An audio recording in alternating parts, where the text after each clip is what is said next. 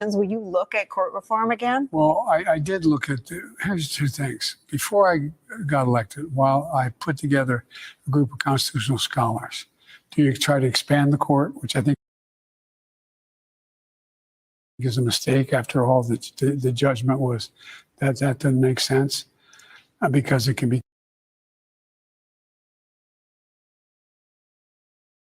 become so politicized in the future. But so what I've done is in my appointments, I've appointed 136 judges and found ourselves in a situation where I picked.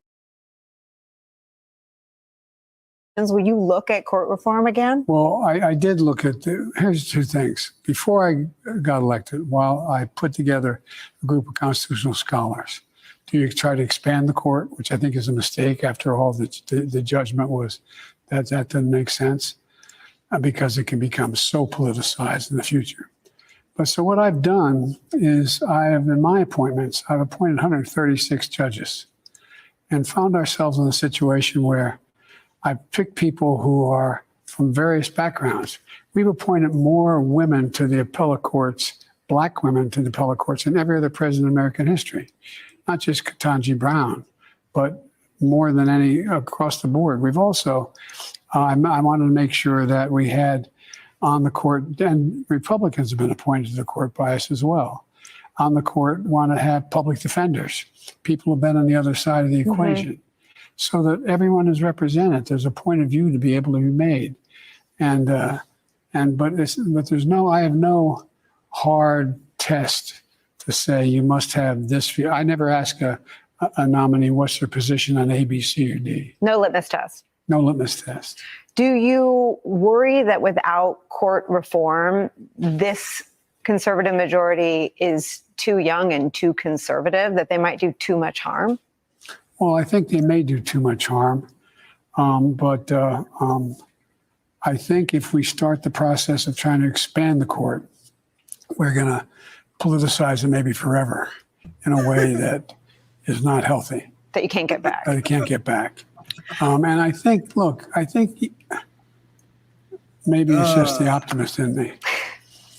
I think that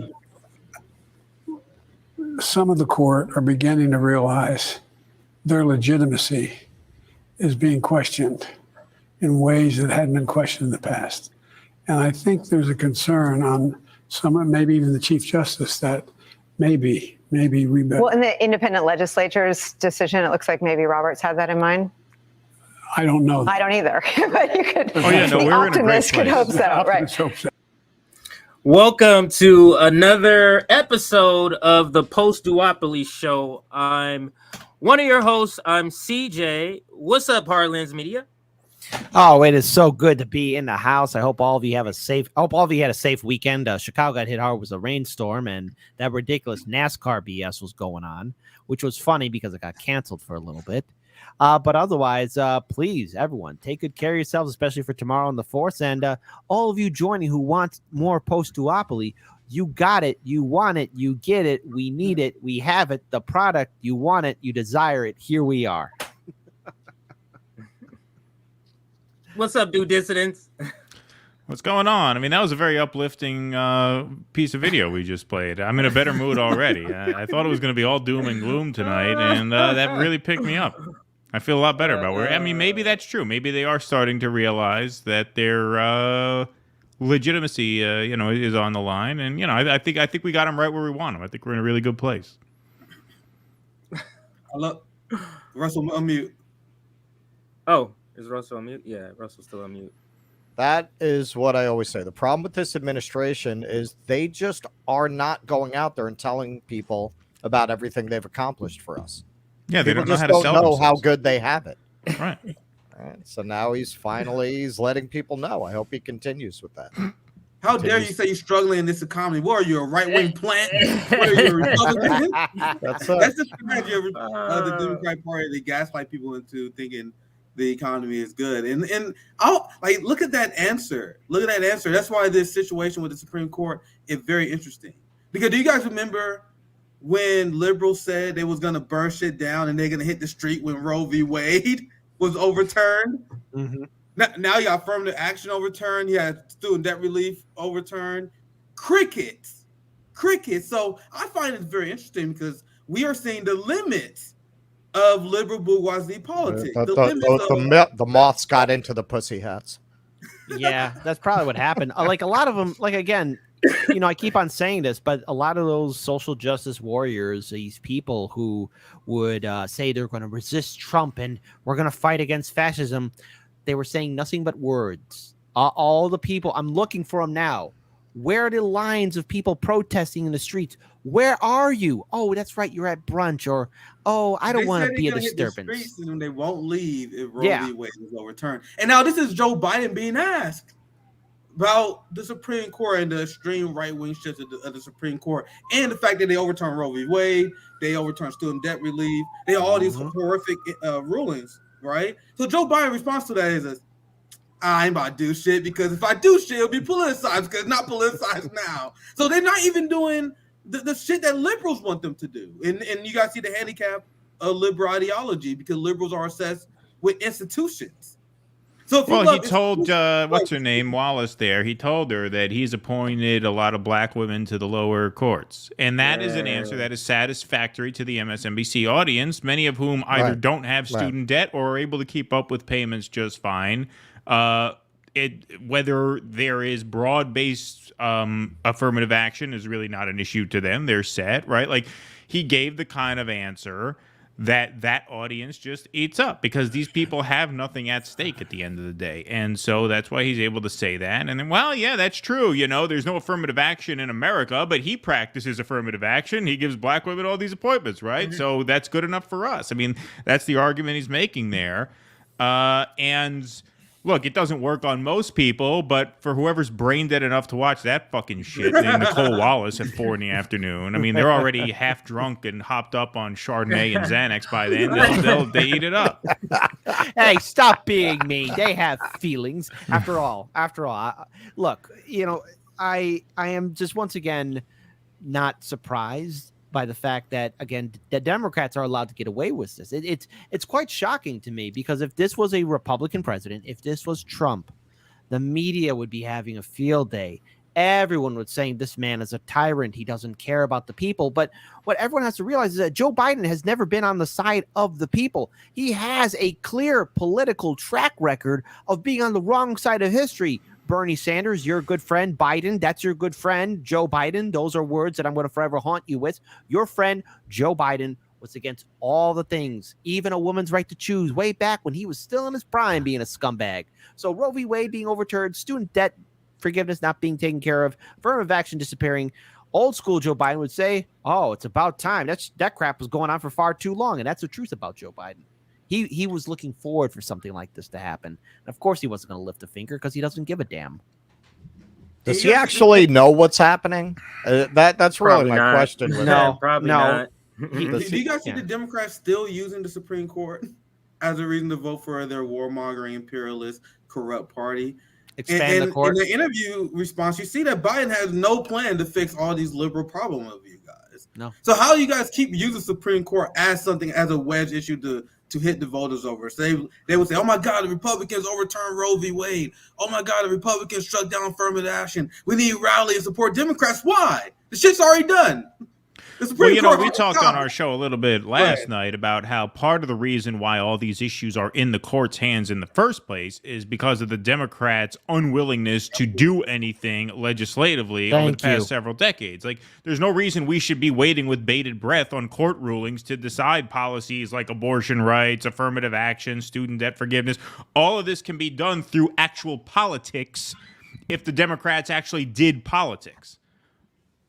Yeah, but they don't, and so now we have to. The court screwed us. Well, Well, actually, correction, because real quick, the reason why Democrats can't do anything or they won't do anything is because the key word is fundraising. They need to have fear and fundraising so that enough brain dead liberals will say, we got to vote for Democrats because they promise they'll do it. They sound like an abusive housewife saying, oh, maybe this, if I make things right, maybe my husband won't deck me in the jaw.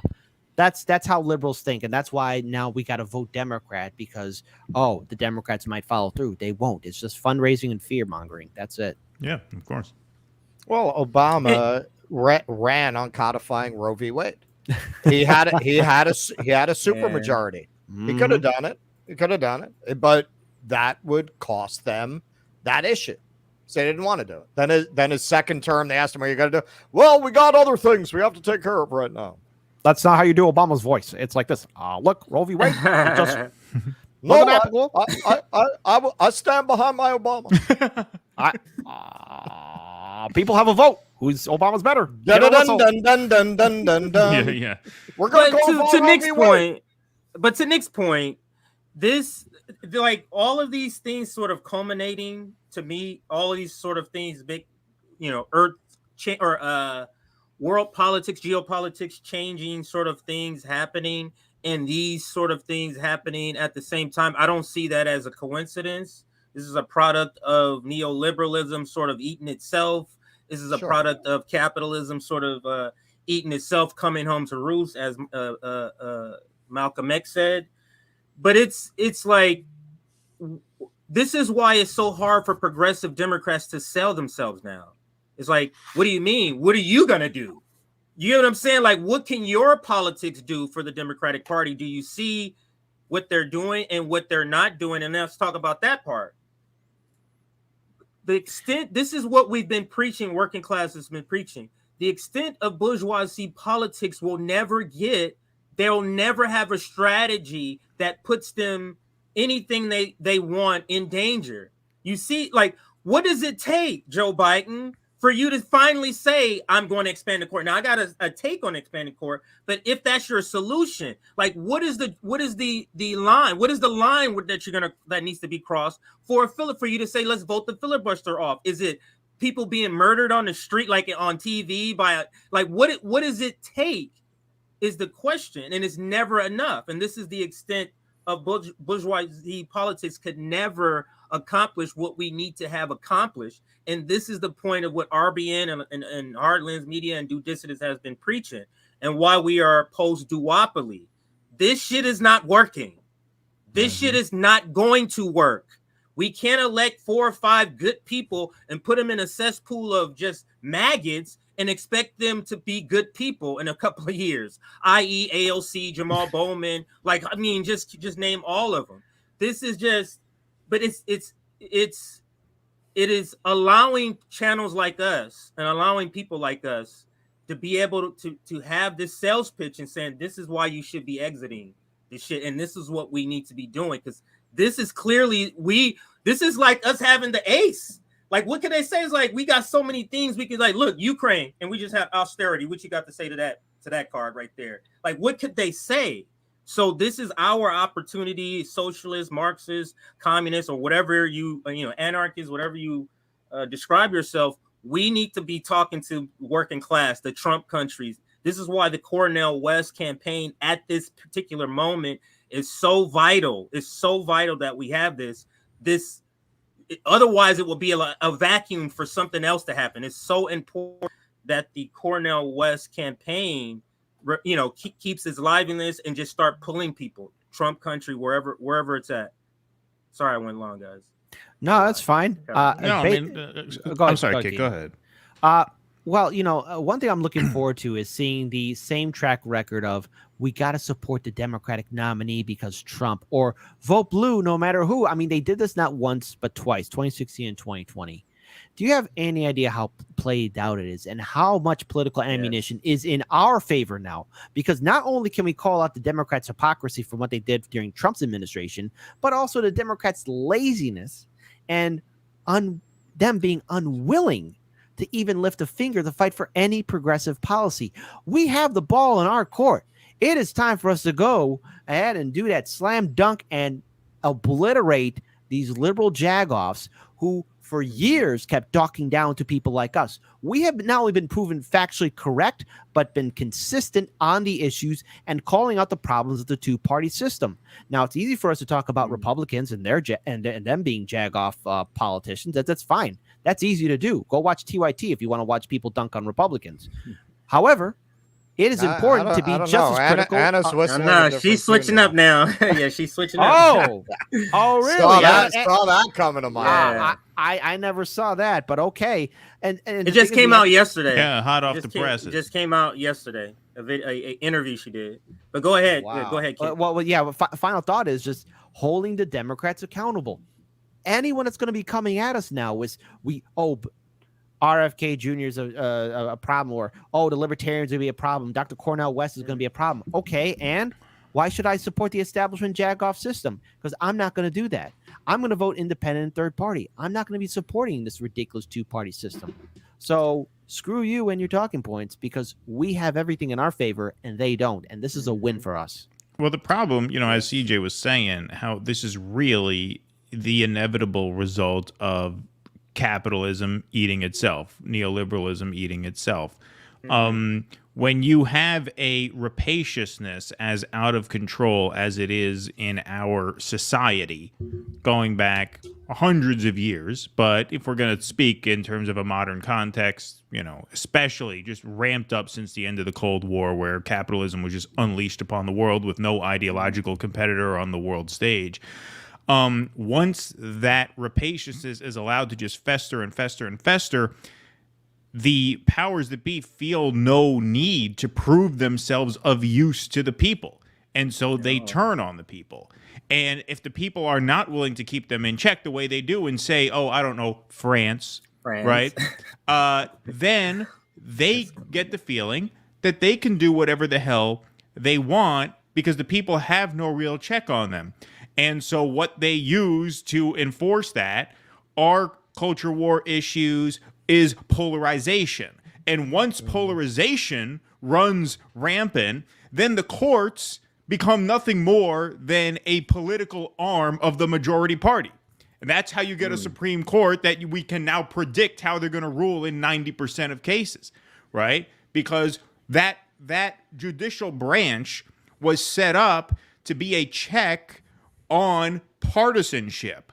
But once partisanship gets so out of control, that partisan process of electing politicians, that determines who those judges are, right? So then the judicial branch loses its function. And now all it serves is a permanent enforcement mechanism of whoever happens to be in power when an old justice dies and they get to pick a new one. And once the Republicans get as many picks as they have, now that's it. We're stuck. So if you don't expand the court, then you cannot solve this problem by any means that the system allows for. You have to take your cues from certain European countries, shall we say. And that's as much as we're going to say, because we don't want these guys to get another strike. You're right, exactly. Yeah. Well, you guys want to read your tweet since you were just talking about expanding the court? I'll let one of you. Sure thing. So I tweeted out, anyone saying expand the court is gaslighting you. This is what Rashida Tlaib tweeted out as these rulings came down. It's what Ayanna Pressley said to our mutual friend, of course, Colin Radix Carter, when he confronted them at that Justice Democrats meeting. Nothing stopping Biden from canceling debt right now using the Higher Education Act. Unless and until he does so, everyone should assume his initial action was a cynical pre-election ploy designed to fail at SCOTUS. So that's how I feel, because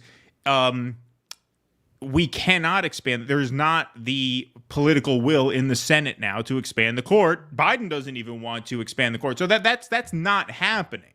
Now, if you expand the court, you would essentially break the court, because you would make it a completely partisan thing, right, who's on and who's off. Right. But my point in that whole monologue I just gave you there was that it's already a partisan thing, and it's of course a partisan thing because we are such a polarized country. We're such a polarized country because elites don't feel any responsibility to remain in good standing with we the people, right? So the whole constitutional premise just breaks down at that point, and that's where we are.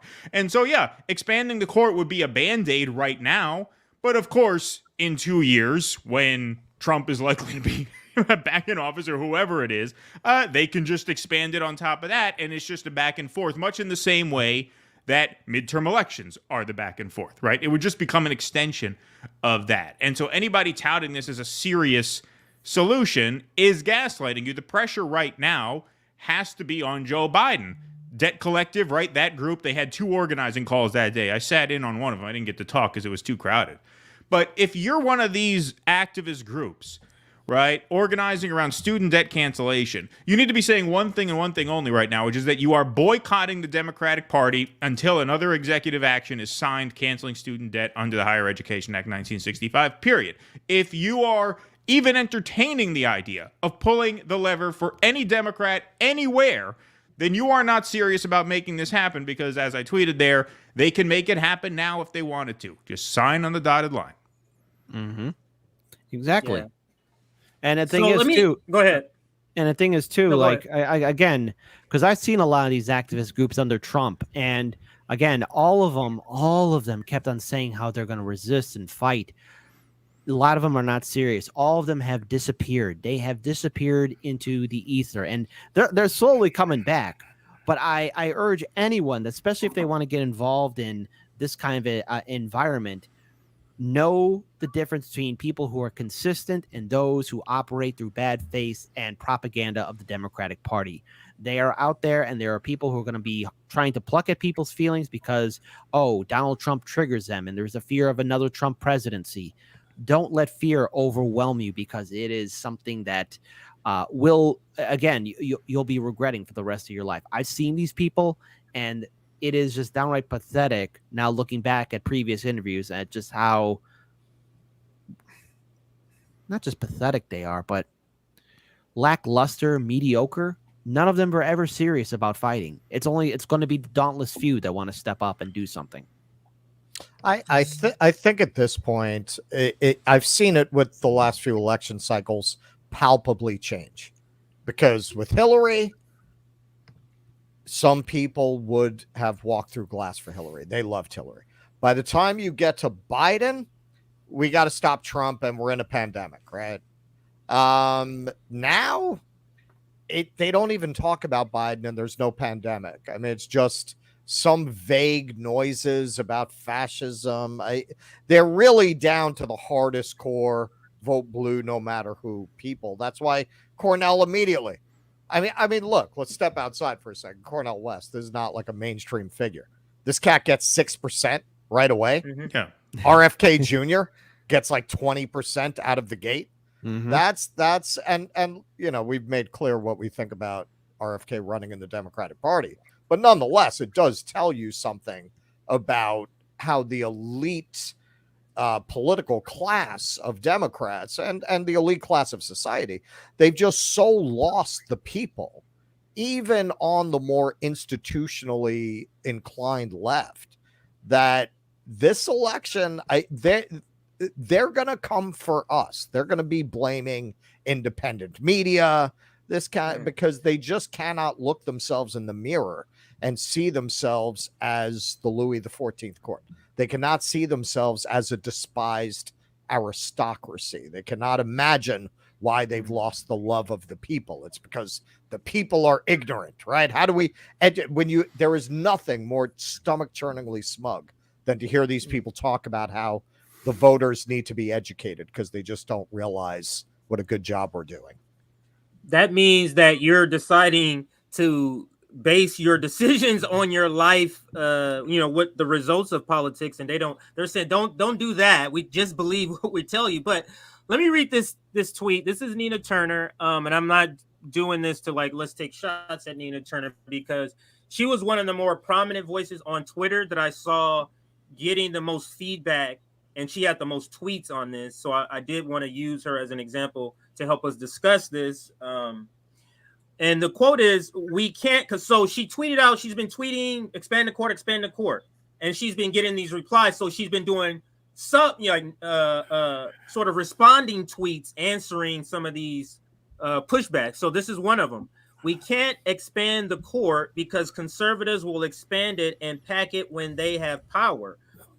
What do we have now, if not a conservative court that was packed? That's what you were kind of alluding to, Keaton. But what I wanted to say about expanding the court, we still have the same people putting the same awful people on, nominated. Right. Him. So I don't see, you know what I mean? Like, what would be the difference? And the thing is, this is the shortcut that the professional managerial class wants to do instead of hitting the streets and doing the work. Instead of that, let's do this. And my last thing that I want to get to is this part. How in the hell can Nina Turner sell progressive Democrats at this point? Like through her tweets, without saying it, it's almost like she's saying, I'm done with the damn Democratic Party. It's like she's not saying that, but through what she's saying in her tweets, it's almost like she's alluding to that. So how can anybody at this point, is what I'm saying, how can you sell yourself as a progressive? Because people are saying, have you been watching what the Democrats have been? Have you been watching what the NATO left, the progressives have been voting for? The ones we're sending to these anti-war people, all of a sudden they're voting all these billions of dollars to Ukraine. So that is my sort of thing I want to present to Nick, and then the rest of you can answer. How can this, take yourself out of it is what I'm asking. They can't sell it on us. But the person who was eating this up 6 months ago, how in the hell can you at this point sell this? Because the Democrats are literally with abortion, with and when we skipped over gay rights, remember gay marriage rights. There was another thing that's kind of hovering underneath all of this because of student debt. A lot of and then affirmative action, and all they're saying is, "Oh, we can't. Oh man, this is gonna be tough, guys." You get what I'm saying? That's all they got. That's all they got is just, damn, this is gonna be tough with no fight. So what do we to? These are the people that's supposed to be helping us, and all they have is what? What do they have? They're taking away our rights, and they're not doing anything. Go ahead, Nick. Now, to answer your question about how they can continue to sell the progressives, this is what they have. So, what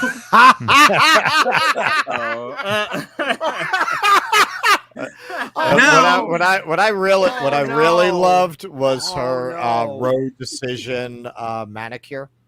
That was probably her best bit, where she talked about how she was going to have a manicure in protest of the Roe v. Wade decision. Guys, she got to affirm herself. You know what I mean? She got to do some positive affirmation. That's what she was saying earlier. But now this is I'm pulling this up to answer your question, CJ. What else do they have? They abandoned the left. They know they lost the RBNs. They know they lost the Harlem media, the Black Power media, to do this. So they going for the most basic bitch audience that you can possibly find. Jesus. No, look, I mean, it's funny you brought that up, Nick, because I mean, this is obviously comic example of what you're talking about. But really, what is the difference between AOC posing in her yoga suit, whatever that is? I don't do yoga, as you can tell. I don't know what it's called. Yoga, yoga. I want Lena Dunham to jump on there and be like, "You're culturally appropriating yoga." That's the thing. I don't know what to call it. Yoga suit, right? Yoga apparel, whatever.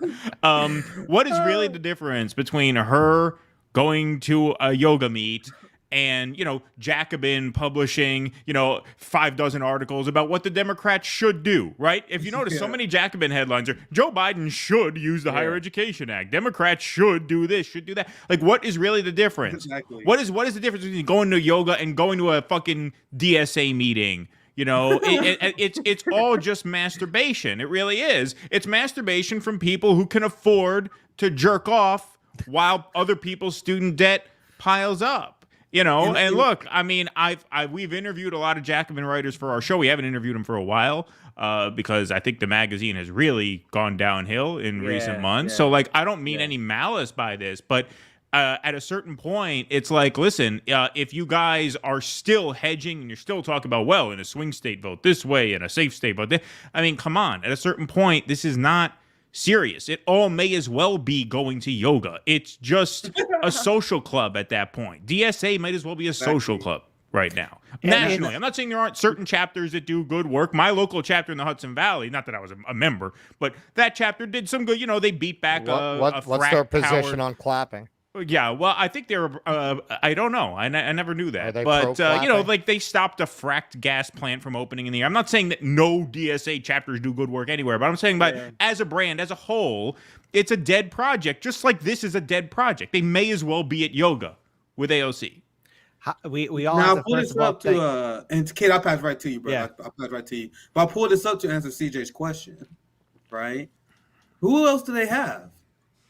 The only people they have left are the simps who are looking forward to these pictures, and the teenage girls that like AOC Slay Queen because she knows she lost the left when they vote for the Ukraine war. When now they endorsing Joe Biden, they're not doing anything to fight for leftist goals. So it's just nothing but virtual saying bullshit like this on social media. And to be clear, I have no problem with you doing these yoga selfies, but you better be fine for the working class while you're doing it. This is her main appeal, though. This is the thing she's trying to sell because she has no other substance. But sorry, Kid, I want to get you in here, brother.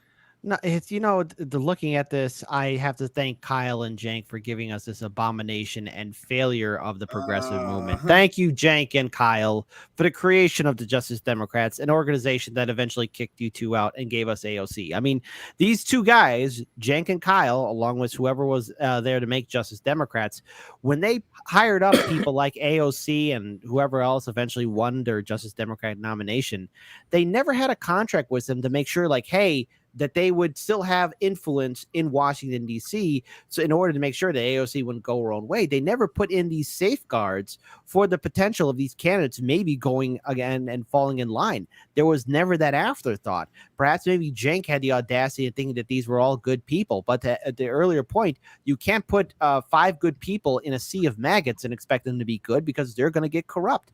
So now we're down with AOC posting quasi OnlyFans videos or pictures. Well, that's what it looks like. That's what it looks like. It looks like something you see from an OnlyFans. That's our Lululemon influencer ad. I mean, come on. I mean, that's the only way I could look at it. AOC doing her OnlyFans, or we all want to date her, or something like that. I don't know. But this is all proving that the Democratic Party will not fight for you. That's why I say, like, this is terrible what's happening, but is opening up the opportunity for really people to say, this party's not really here to help us, because think about the number of rights that literally has been taken away. In 4 months? I can't remember. Has the abortion really been that long? However long, maybe let's just give it a year. Yeah, it was. I think in summer. Oh yeah, they just had the anniversary. Yeah, they just had the anniversary. So just imagine that all the rights have been taken away in the matter of 12 months.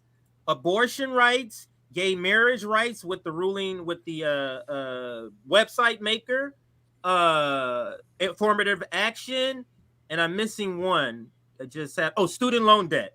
So 4 major things have been ripped away from you, and the bourgeoisie and the professional managerial classes still just kind of go, all right, guys, we're gonna go ahead and donate to the AOC. Like they're just going like business as usual.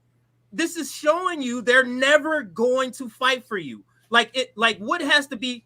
Can you describe a worse dynamic than now that will actually make Democrats go, you know what? Damn the filibuster. Let's give these rights back. Like what could that be? I can't even imagine what that would be other than outright, I don't even know, slavery. They might not even do it for that.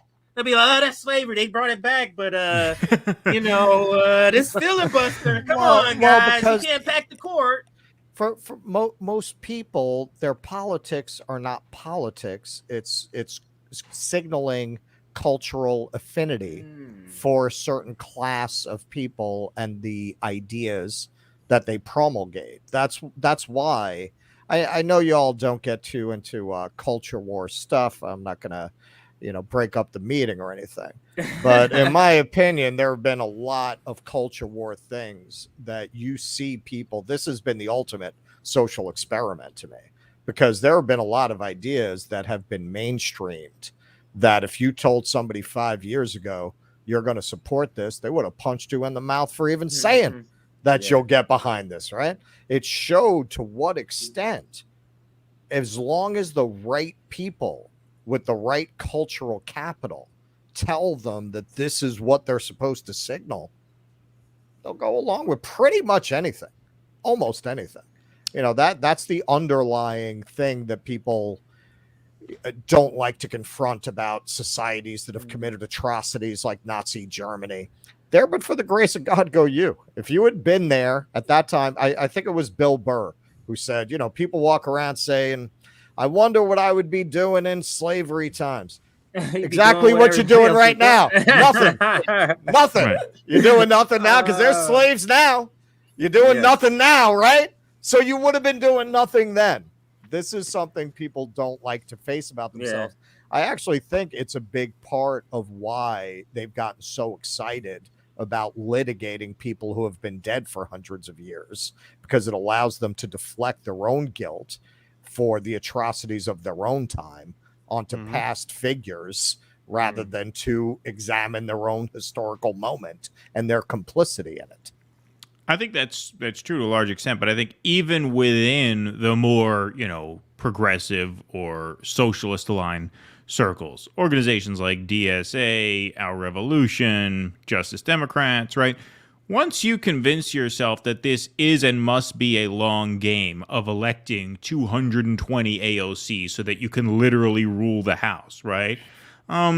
You have at that point not just convinced yourself that slow and steady progress is possible, but you've also created a life for yourself. Now this is what you do, right?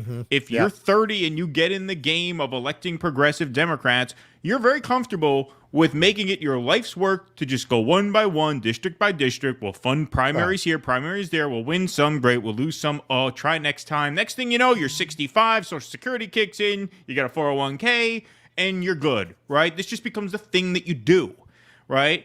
And I think that's a big problem, right? Because a revolution is not a long-term plan, right? Because no one really knows what comes after the revolution, right? It's not cushy, right? It's not comfortable. Whereas, heading an organization like Justice Democrats, building a little board around you, right? That has air conditioning, right? You get office space for that. You get the coffee on the way in, you pick up dinner on the way home. It's a life. A revolution, you do what they're doing, friends. They don't know what tomorrow brings, right? And that is very, very scary to a lot of these people who get professionally invested in these long-term projects, even ones that we would be more sympathetic to as like economic leftists. Now, that's why the progressives, they became the biggest incrementalists in Congress. Exactly. They became the exact same kind of liberals that we meant to fight, because they went from being saying, even for example, they would say stuff that like, oh my God, the climate crisis, we got to do something right now. They went from that to now endorsing the guy who was banning the Willow Project. Right. So you got to see the role that they play. They're not just people who the best among us trying their best. They play a very particular role, dragging any sort of outside left movement to the right and get them to accept incrementalism. Now we're supposed to be saying, we went from fighting for Medicare for all, fighting for climate justice. Now AOC saying, no, we get Medicare for all when I have children. Maybe in a few decades we have Medicare for all. They became the biggest incrementalists. They went from saying we have 3 to 5 years to fix the planet with climate change, and to endorse Joe Biden because that's the best chance we have to get fucking crumbs of our platform, which actually is gaslighting because that's not true. But their job is to gaslight. They get their job to shift the movement to the right to accept the Democratic Party. They are propagandists and sheepdogs of the highest order, and they must be called out. You see, a lot of people like ignore them because they're like, I don't want to drag AOC them. I don't want to drag. No, you have to, because they're playing a very particular psyop on the working class. Well, yeah, I mean, especially now.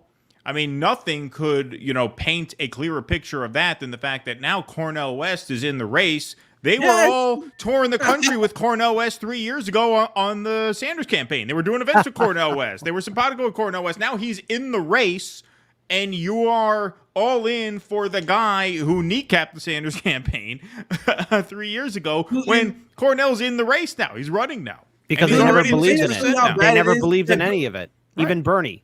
Even Bernie never believed in his message. Right. I mean, not to that extent, of course. Yeah, and Bernie and Dr. Cornel West are real life friends. And Bernie said, fuck that shit. I'm throwing my friend right under the bus to endorse my friend Jim Crow Joe. He just said right to the movement, fuck you. Right. He said right to the movement, fuck you. It's a tremendous amount of pressure that these people face to give in, because if you go through door number one, you get to be rich, you get to be famous, you get to talk a little shit on The View, right? Oh, did you know that 3 billionaires have this much money? You get to do that. You get to chair a committee, right? You go through door number two, they're going to nadir you. They're going to Sarandon you. That's it. All the riches, all the accolades go away. Now you're public enemy number one, right? So which door do you decide to go through? For most people, it is much easier, almost irresistible, to say, you know what? I can do a lot more good if I go through door number one, because then I'm on the inside. They don't tell themselves, well, I'm doing it because I can't deal with everything that comes with door number two. They tell them that's the best thing for their mission, right? But it just so happens to be the best thing for themselves. Now, we always bring up Ralph Nader and Jill Stein and Susan Sarandon, but they don't even want to be Nina Turner, because Nina Turner is still a loyal Democrat, but she said a few things that really irked them. Like, she did campaign events with Jill Stein. She said voting for Joe Biden like eating a bowl of shit. And those things permanently put her on the DNC shit list, even with our criticism of Nina Turner. If you look at, even on Twitter, she's constantly being derailed by Democrat Hillary shit lists because she had the nerve to harshly criticize Hillary Clinton. We know now that it's bullshit, but she had fake support to third parties. A lot of people forget that she spoke at the People's Party convention. Yeah. Oh, I remember. Yeah. Oh, I remember that. People thought she was going to run. She did that hello somebody speech. Yeah. Yeah, absolutely, Russell. And she used to head fake towards like supporting third party and more radical left ideas, which is why we drag her, because she since abandoned those talking points and principles. But not even just Ralph Nader and Jill Stein and Susan Sarandon, they don't want to be her. And that's why it's so pathetic what Nina Turner become, because she's openly despised by the Democratic Party. Like, I mean, like openly. And it's still confusing to me because she's trying her best to get back on their good graces. But they like, no, once you fuck with us, you're never, ever forgiven. And Nina is hated by the Democratic Party. I think anyone is honest that can admit that. And so that's why we see AOC, Cory Bush, and we see Maxwell Frost and the new progressives who can't wait to sell out. They're like, nigga, we don't want to be Nina Turner. God, this one. They'd like her better if she became a Republican and then started appearing on MSNBC. guys, heads up with this video. This is downright. It's pretty bad. It's pretty bad. It's not good. Everyone, anyway, let's play it, Kid. Let's play it. Yeah. And we'll go to you, Kid. So there's two videos, and then we'll go to Kid first. So I know you've seen it, but you've had time to process it. You had time to process it though, so you might have because they're gonna be shocked about what's said in here. Congresswoman, the White House saying they're going to lower the repayment threshold to 5% and then find a path to relief for student loan borrowers. In your opinion, is this an aggressive enough plan? Again, I want borrowers to know that you are powerful and President Biden heard you. The fact that they came out quickly to say that they are not done fighting for borrowers. And so I'm encouraged that they are prepared to be nimble. And I will, at this point, be focused on oversight and implementation to ensure that whatever we do is something where this meaningful, life-changing, transformative relief is felt swiftly. After Biden's initial executive action, there were some out of eligible borrowers, 26 million people already signed up for this out of eligible borrowers. And I think 16 million were already approved. And so people's lives are in limbo. And Katie, when you layer this with the fact that in August, payments are set to resume with interest. Again, this is deeply consequential. There's a psychological toll, there's an economic burden, and we all suffer for it. I represent a healthcare mecca, and when I've talked to presidents and CEOs of those hospitals and healthcare centers about what can we do to replenish this bench, since so many healthcare workers have left because of fatigue and burnout post-pandemic. And they said the number one thing that you can do is cancel student debt. So, of course, this is about the burden on borrowers, but there's a greater implication writ large. And this Supreme Court must be reformed and expanded. They continue to overturn the will of the majority of the people and to make history for all the wrong reasons, legislating from the bench and being political from the bench. They have been enlisted as co-conspirators from the state legislature to the lower courts, all the way to the Supreme Court, to advance this extremist far-right agenda. It is nothing but intersectional oppression. Oh, wow. A lot of word salad from a hack fraud Democrat. You are powerful, but guess what? You're still going to get it up the wazoo. You are powerful, but we're still going to ignore you. You are powerful, but we'll give you platitude after platitude after platitude. I don't know if Ayanna Pressley realizes this or not, but the Democrat who's in the White House currently does have the power to do something, but yet him and his administration are willingly not doing anything. What we are seeing here is a big middle finger to anyone that gave money, time, and energy to getting these hack fraud justice Democrats into the goddamn Congress. None of these politicians are consistent. None of these politicians are really offering you a plan. What she's saying is that there's a plan to do a plan to later on deliberate on that will go to a committee that will later be shelved in the background. That's what's happening, Democratic voters. You just got platitude after platitude. Hell, I thought that message that she gave to Colin from INN was a word salad. And I'm debating with myself which one is even worse, but they're both the same. It's nothing but words. Words, no follow through, no action. And yet these are the same kind of politicians that are going to be going on the campaign trail telling us we have to support the Democrat incumbent or we have to support whoever is a Democrat because only the Democrats can get things done. Ayanna Pressley, this is a message for you, specifically from me, from Hard Lens Media, but also everyone here at Due Dissidents and RBN. You have not followed through with any of your promises. You have allowed this administration to become more right-wing and implement and still continue on with a lot of Trump's domestic and foreign policies. What are you doing to make things change? What are you willing to put on the table? What are you willing to risk? Are you willing to be risking to taking on the Democratic establishment? But I already know the answer to that. The answer is no. And you showed us that the first time when you chose not to do force the vote. So her actions here are consistent. It's word salad. She only uses people's heartstrings and emotions to make them feel like they can make something happen. She will not follow through. She will abandon you. And so this is the thing that we have to convince and tell voters who are diehard Democratic voters. This is the face of a liar. This is an individual that will abandon you. This is someone who doesn't like you, doesn't think about you, and doesn't respect you. Now, we here have been consistent, and yet all of us in one point or another have been vilified by the Vote Blue no matter who because, oh, we're raising the ruckus, or, oh, we're being offensive and profane. This right here is the most offensive thing I've ever seen. She's straight up lying to all of you suckers who thought that she was going to fight for you. She's only fighting for her political career. She's thinking 4 years down the road, 8 years down the road, and you're not even in her rear view mirror, you suckers. You vote blue no matter who, hack fraud losers. All right, let's play the second half, and then we're we'll gonna go set to, that to a beat. And then we'll go to you, Russell and Keaton, for the next comment. Let's play this. It's also about 1 minute 44 seconds. She just continues to do the same. I'm glad you brought up the court expansion because that's obviously a dicey point. We heard President Biden himself saying that he was not a fan of that idea, that it politicizes an institution that, frankly, you and I both know has already been hyper-politicized and weaponized already. Do you think that one of those solutions, in addition to expanding the court, is perhaps actually instituting term limits as well for the justices sitting on the Supreme Court? I think everything should be on the table. I'm a part of a growing coalition called the Just Majority, representing the most marginalized groups who have been the most targeted by this extremist Supreme Court.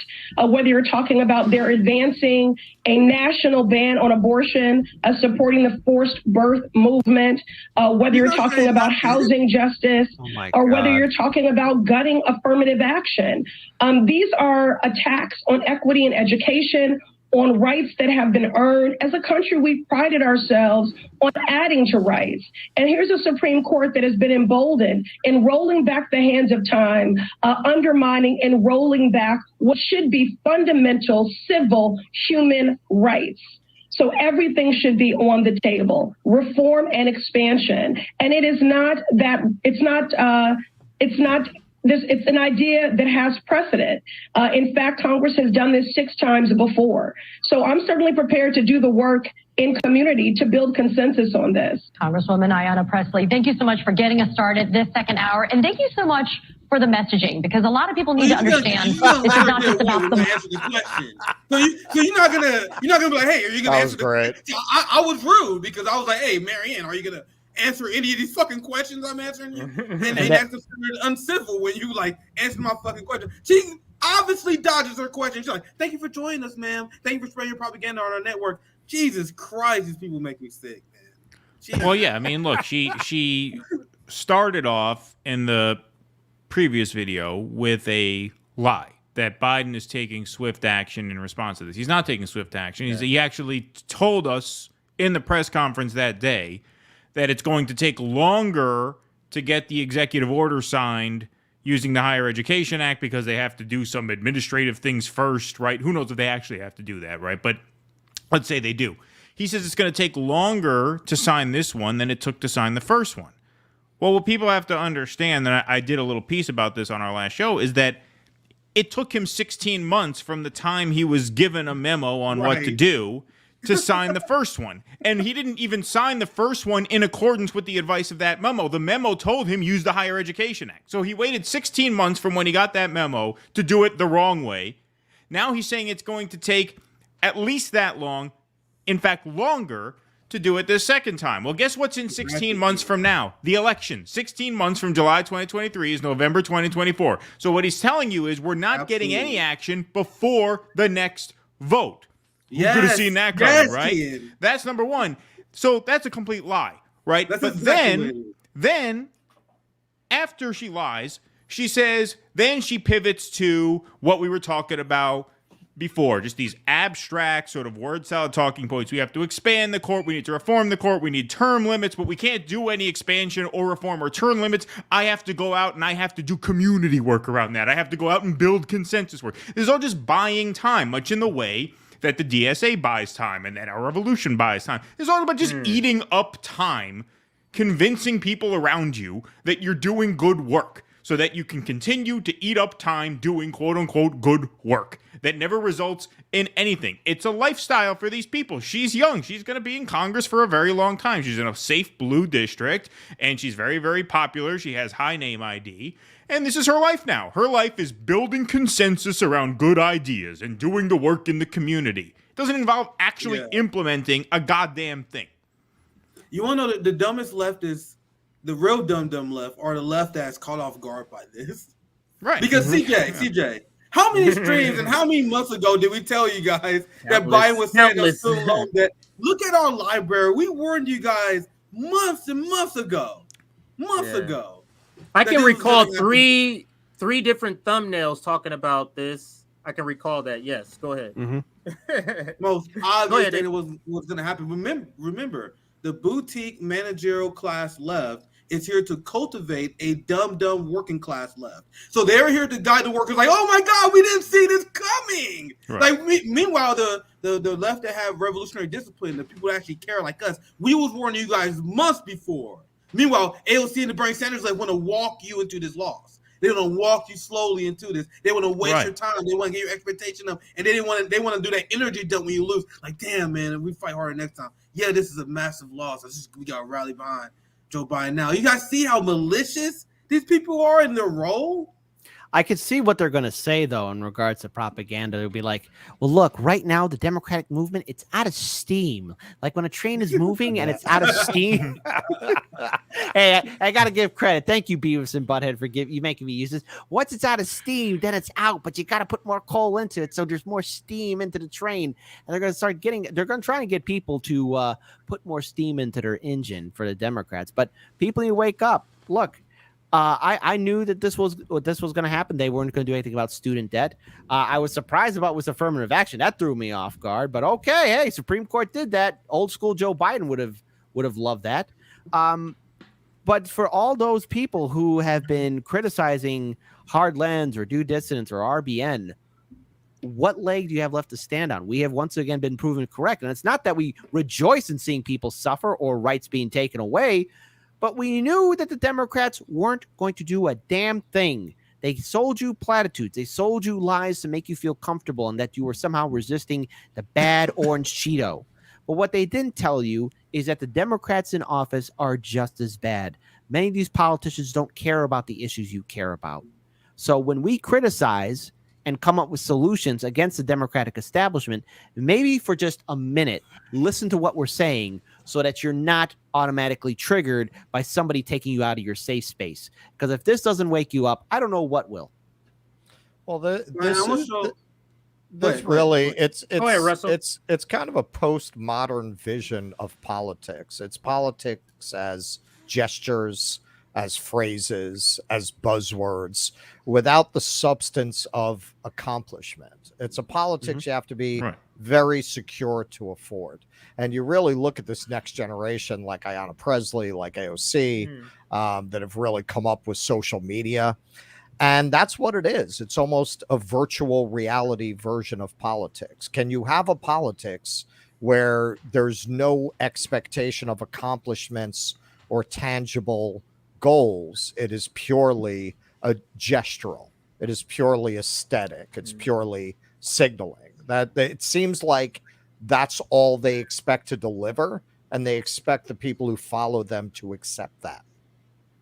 Now, I want to also cover something that is not being discussed by the Ayanna Presley, AOC, Jen Psaki liberals that are freaking out about the affirmative action case being struck down, right? Now, I tweeted this a few days ago because I saw a lot of liberal takes on this issue. And the whole thing, I remember the whole affirmative action thing happened. And my reaction kind of like, meh, to be honest. No, and I didn't comment on it for the last few days, for like the first day or two it happened, because I'm like, because I explained here in this tweet, and this tweet did over 1,000, we had a lot of views, and there was a lot of talk around this tweet where I said I never benefited from affirmative. I never, and that's true, never ever benefited from affirmative action. Like, affirmative action has been a thing my entire life, and I never once thought, thank God, fucking affirmative action really built me out. Never once. But meanwhile, the reason I'm bringing this up is because liberals are pretending this is the black issue. This is the black issue, and they pretend now this is their gaslighting moment, their virtue signaling moment, pretend that they're for the working class. So, and I'll just bring up basic, because I was thinking about this for a few days. All right, how really should I feel about this? Because obviously I don't feel strongly about that. So why don't I feel strong about affirmative action? Because racial income inequality has got worse since affirmative action. And this is how liberals kind of dismantle a lot of conservatives about this. Because if you look at the numbers in terms of higher education, like, we don't even have an advantage. It's just a bunch of mediocre white people bitching that they didn't get into college. There's no statistical advantage that we got from affirmative action, and that's shown by the numbers. So why should we be sad that this is gone? And I'm not bringing this up for no reason, because I'm not the only person that feels this way. Because there were a lot of white leftists that was upset at me for my takes or whatever, because they wouldn't tell a black man how to feel about Democratic policy. This is There's where white we go. leftists like, how dare you, Nick, speak about your experiences as a black man? What are you, red, brown? You shut the fuck up and fall in line. Nick, your brain is out of steam. It's kind of run out of steam, man.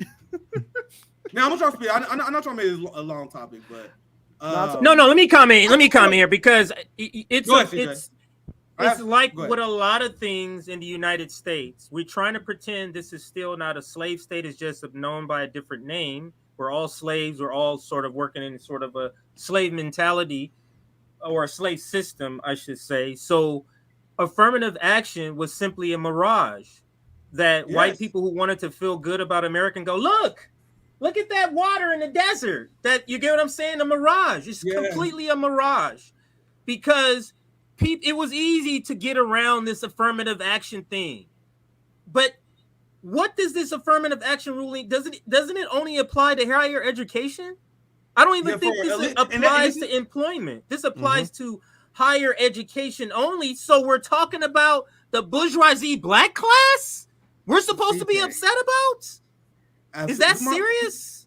CJ, go ahead, my mom, brother, because this is what I was saying. Ridiculous. And I can see the benefit of there being a ticket to the bourgeoisie for the working class, right? But people feel like this is the policy that liberate black people, for us just to get other black capitalists and oligarchs. That is not a liberating policy, and that's why I said in my tweet here, I said, am I wrong for being remotely upset? Because I'm literally asking the community here, like, because I'm going through these. I'm trying to figure out how I feel about these this. emotions. I ask myself serious questions.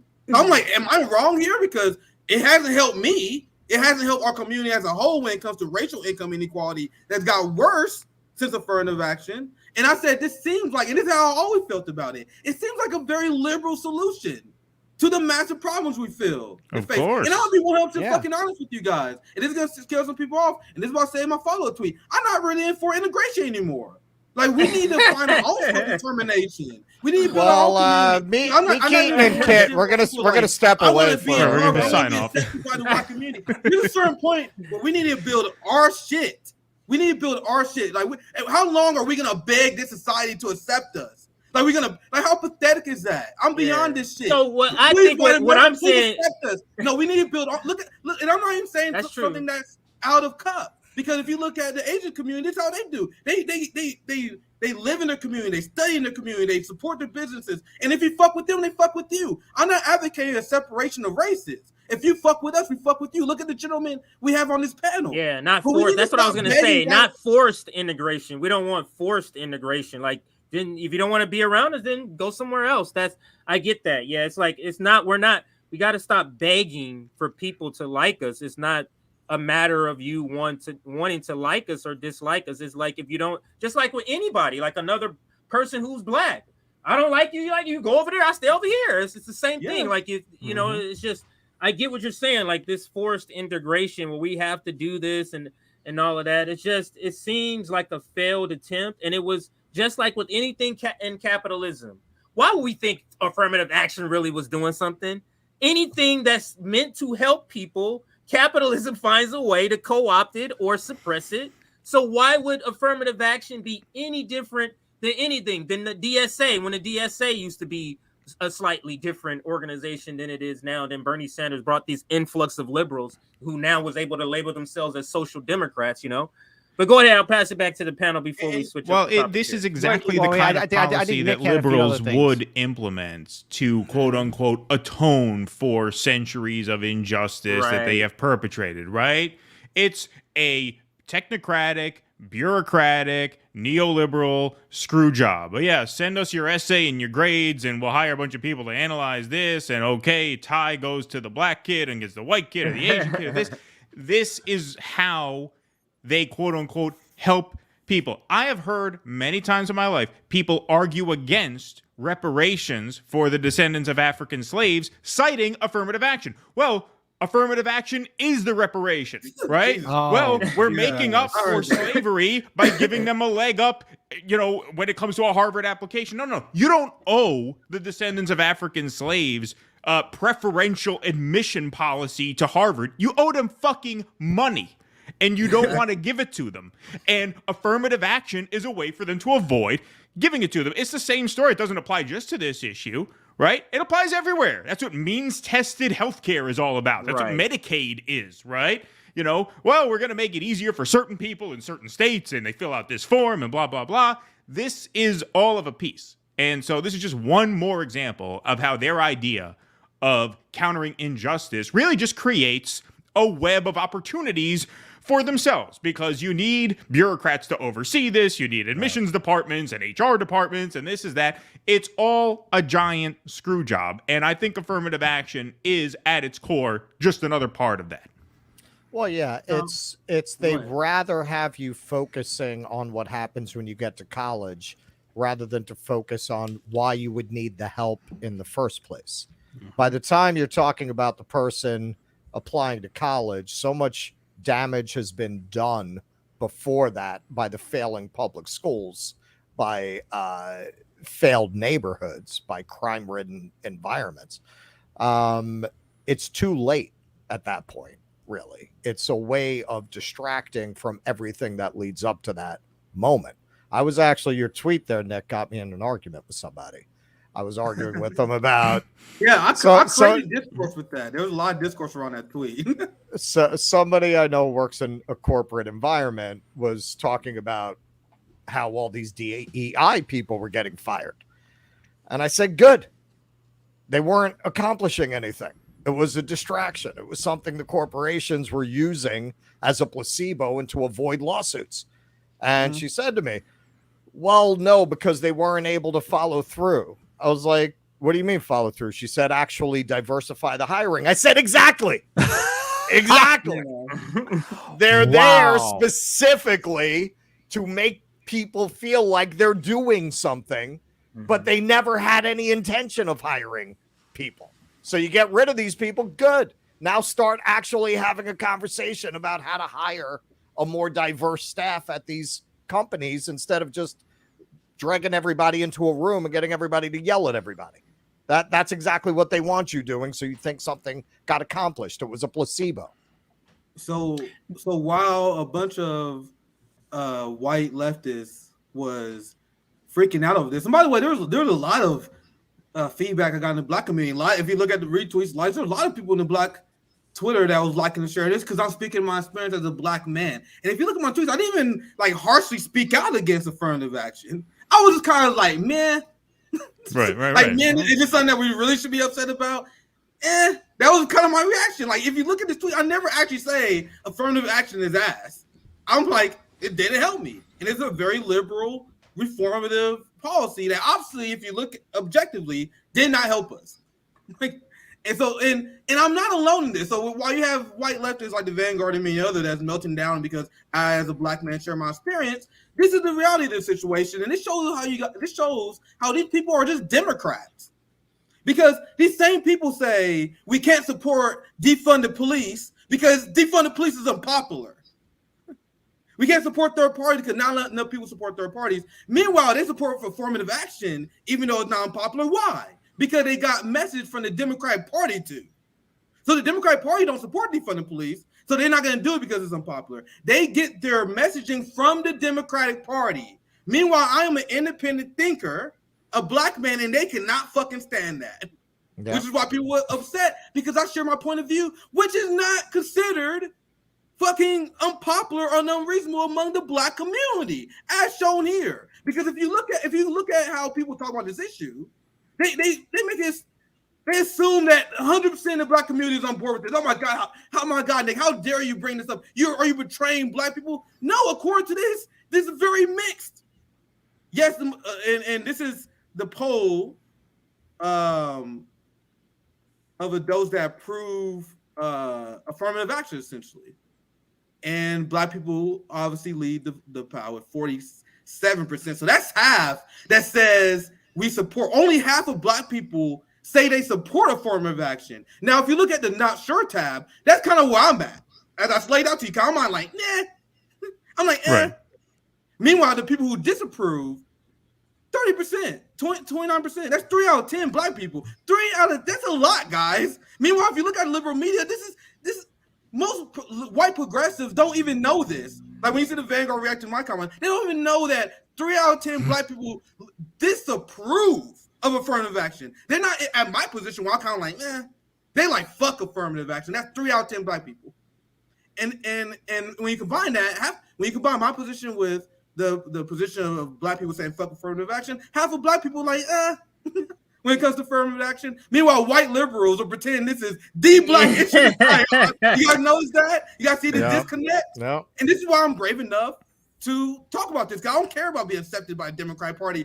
And you have a ton of people virtual signaling, and they like, I gotta be careful about this guy. I don't want to piss off Democratic viewers. I'm just gonna tell you my fucking position as a black man. And I'm gonna show you guys why Democrats are actually so full of shit on this. This is my only story tonight. Because they know this. You think Democrats don't know this shit, son? Look at this. And so as people are upset at me for sparking conversation, look at this. Why Democrats aren't campaigning on affirmative action. Say it ain't so. So you're all the virtual signalers out there. But when they go back to their district, they're like, nigga, we ain't about to talk about this shit. We trying to get that white suburban vote. Right. I wonder if the Vanguard will talk about this. Hey, Vanguard, you think the Democratic Party's out of steam? I hope they're not out of steam, Vanguard. I mean, when on occasion I have to go through the root canal of watching that fucking show because we're covering something that they talked about. Oh, God. It's just like Beavis and Butthead does MSNBC. Like I never understand. Like why don't you just watch MSNBC? Like why are you gonna watch a no budget dumber version? And I don't watch the show obviously because it's unbearable. It's unbearable. I don't know. You guys would have told me that they had criticisms of my affirmative action take. Well, I was trying to catch up on I was trying to catch up on the Anna thing because the Anna thing is really hot right now. But I didn't want to watch. I'm just watching the original video because I can't watch those guys. But I didn't want the original video is 2 hours and 40 minutes. I'm all right, let me get the condensed take through them. Yeah. And then they said that Nick, this is what they said about you guys. They said that you tweeted out against affirmative action and forced integration. And they said because you're cultivating a white supremacist audience. Yeah. Oh, so all of RBN are white in the chat. I don't know if you have something to say about that. White supremacist audience. Oh yeah, wow. Those black radicals are real popular. That's ridiculous at face value, and that elicits a reaction. No, it's funny because Russell and I were thinking, we wanted to corner that white supremacist audience market, and we thought, who can we partner up with to sort of tap into that white supremacist audience? Oh, I know, Revolutionary Blackout Network. Surely there are a bunch of white supremacists in their audience. Maybe we could get in on that sweet white supremacist audience. It's a brilliant plan because it's the last place anyone would look for them. Exactly. I mean, what idiot. You know what? Because it's obviously ridiculous at face value, right? Like it's elicited a laugh, and that's why Vanguard's sub count has literally been the same for a year and a half now, because they have no credibility. Now let's look at the claim at face value. We are a channel that cultivates white supremacist audience. So I want you to know they say that because this is cope. We started our channel when they was at 20,000 subscribers. They are at the same number they was when we started, and we surpassed the Vanguard. And now, in order to justify and cope with that, they said the only reason why people like RBN because he got a right-wing audience. That's their cope because they lost the left. They only got Jimmy Dore derangement syndrome liberals who watch their show. Now they think we are cultivating a white supremacist audience. Let me ask you guys a question: who had Dr. Cornel West on their show? Who had a John Mabraka on their show? Who had Nkosi Mandela on the show? The grandson of Nicholas Mandela? I had the grandson of Nicholas Mandela on the show. We are cultivating a white supremacist audience. You wanna know who they have on their show? Crystal Ball. That's their big guest. The millionaire Marianne Williamson. Marianne Williamson, another millionaire white woman. You wanna know another another big guest? They had Cal Kalinske, another millionaire white boy. We are the one cultivating the white supremacist audience. Even though we had John Mabraka on, we had Maura Kimberly on, we had Nkosi Mandela on, we just had Dr. Cornel West. Man, we are really cultivating a white supremacist audience, isn't it? We got right-wing DNA at RBN. We have Green Party activists coming on. We have Worker Strike Back coming on. We have a labor summit coming up next month. That's a really right-wing audience. We really what it is, here. Nick, it's infantile because think now go with me with this logic, because what do little kids do if they're rejected? They don't go, oh, something about me. They go, oh, it's because you're fat. Oh, it's because you're this. Oh, it's because you're that. That is the culture of the professional managerial class. That's why they label everything right-wing, because it can't be you're right and I'm to the right of you. Right. You have to be labeled something bad because of your opinion being different. And that's all this reflects, because it can't be our audience is growing because we have better takes. That can't be it, because the fragile professional managerial class, that's something they can't take. Absolutely. Well, it's also Roman's gonna be on. Sorry, I'll pass right back to you, Russell. But Roman's gonna be on. I see the comments. I'll highlight this. Roman's gonna be on the ground during the UPS strike. We're gonna have a lot of labor on next month. Right-wing DNA, right-wing ideology from RBN. Again, these lies that's easily disputable is why Vanguard, their channel is dead. That's why when they go after us, I'm like, man, we have the dumbest enemies. Like, thank God our enemies are the Vanguard. No. Thank God. Their channel is dead because they don't have no integrity. Their channel seen them lie all the time.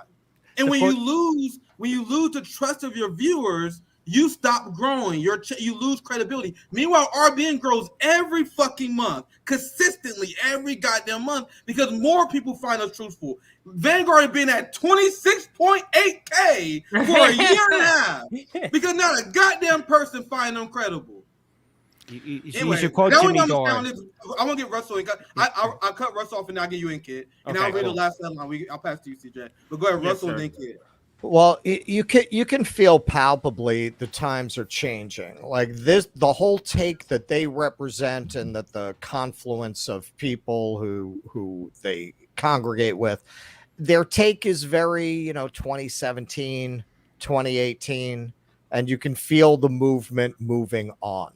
I would describe what RBN represents: Hard Lens, Due Dissidence, some other channels.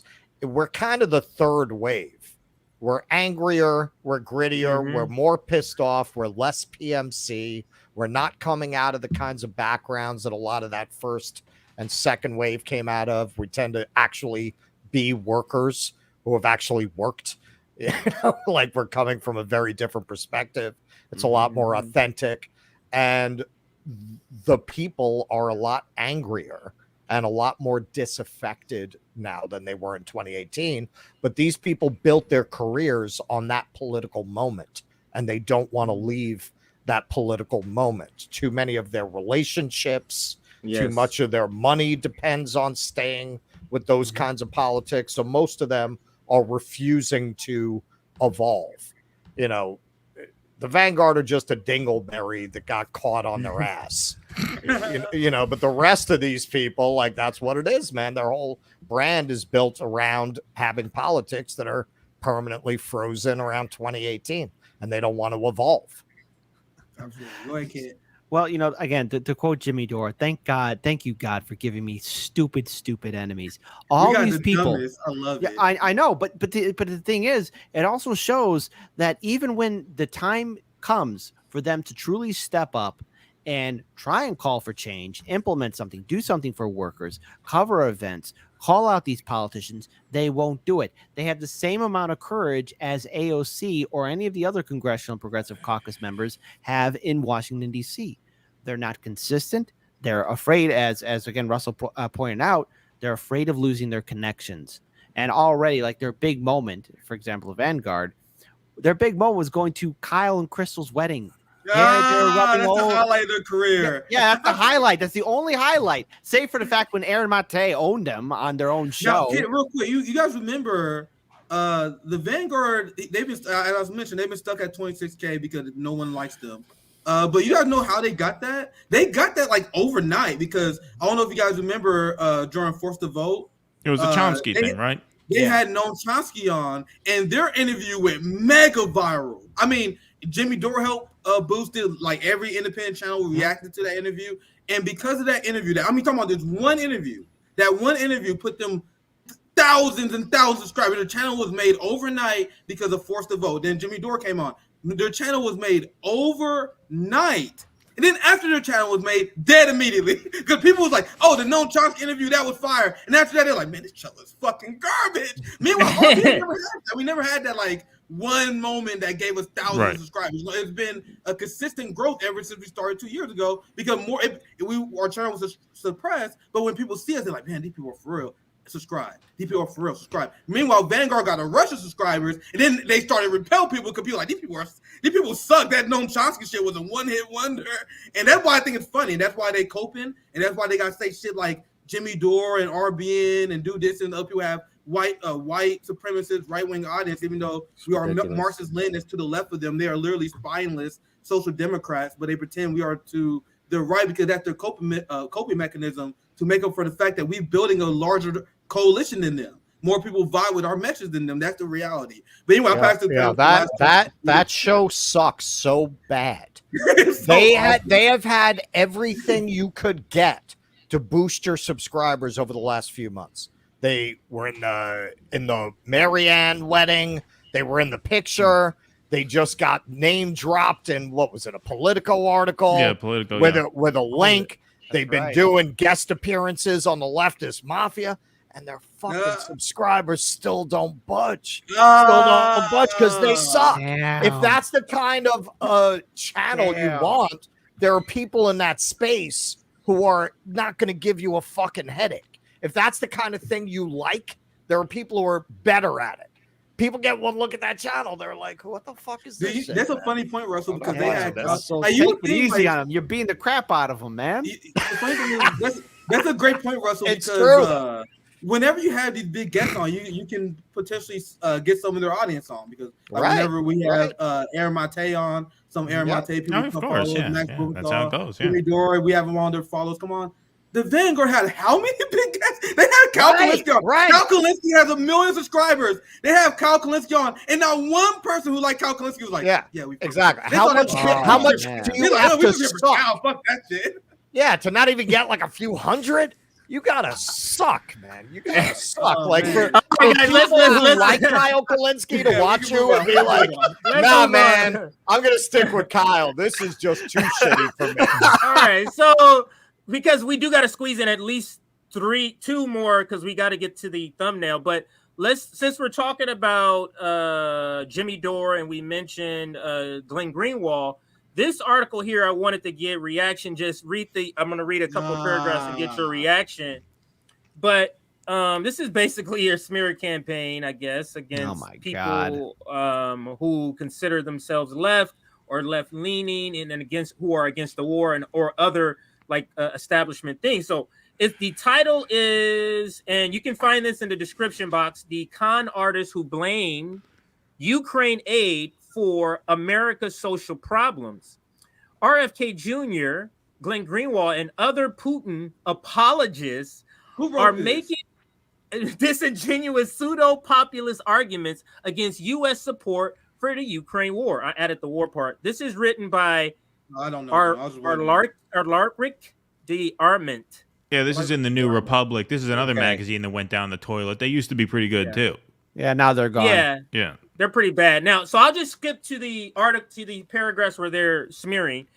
Among them is Glenn Greenwald, whose Substack has more than 300,000 subscribers, whose online talk show System Update draws hundreds of thousands of views.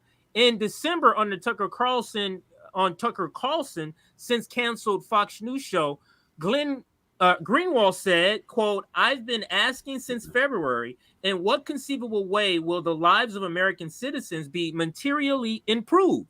How will you and your family's lives be protected or fostered by sending tens of billions of dollars, now in excess of $100 billion, for the war in Ukraine?" End quote. And then they go to Jimmy Dore. Jimmy, whose YouTube show has more than 1.2 million followers, was a featured speaker at February's Rage Against the War Machine rally in Washington. There, he criticized the, quote, over $100 billion, end quote, sent to Kyiv, telling the crowd, quote, "We could have spent the money saving lives with universal health care, but instead we send the money taking lives overseas, which is our specialty." How is he wrong? Go ahead. How is he freaking wrong? That was a trigger paragraph. Go ahead. Whoever. Hey, and kid, I'll pass to you. I think we get on the same note here because you notice how they just say they're quoting like, "Look at how wrong this quote is." Then they don't explain why it's wrong. It's not like he's spitting facts to me, right? Exactly. Because hold on, this is something that I even covered early on in 2020. I forget which article it was or outlet it was where they criticized Jimmy Dore, and I remember Daniel and I are both looking at it. We're talking about live on air and said, "Okay, you're quoting Jimmy. Okay, if you're critical of Jimmy Dore, especially in the New Republic article right here, what did he say that was so wrong and offensive?" You quote a guy, and if I'm just a person, an average Joe reading, I'll be like, "Hey, this Jimmy Dore guy is saying something pretty correct here."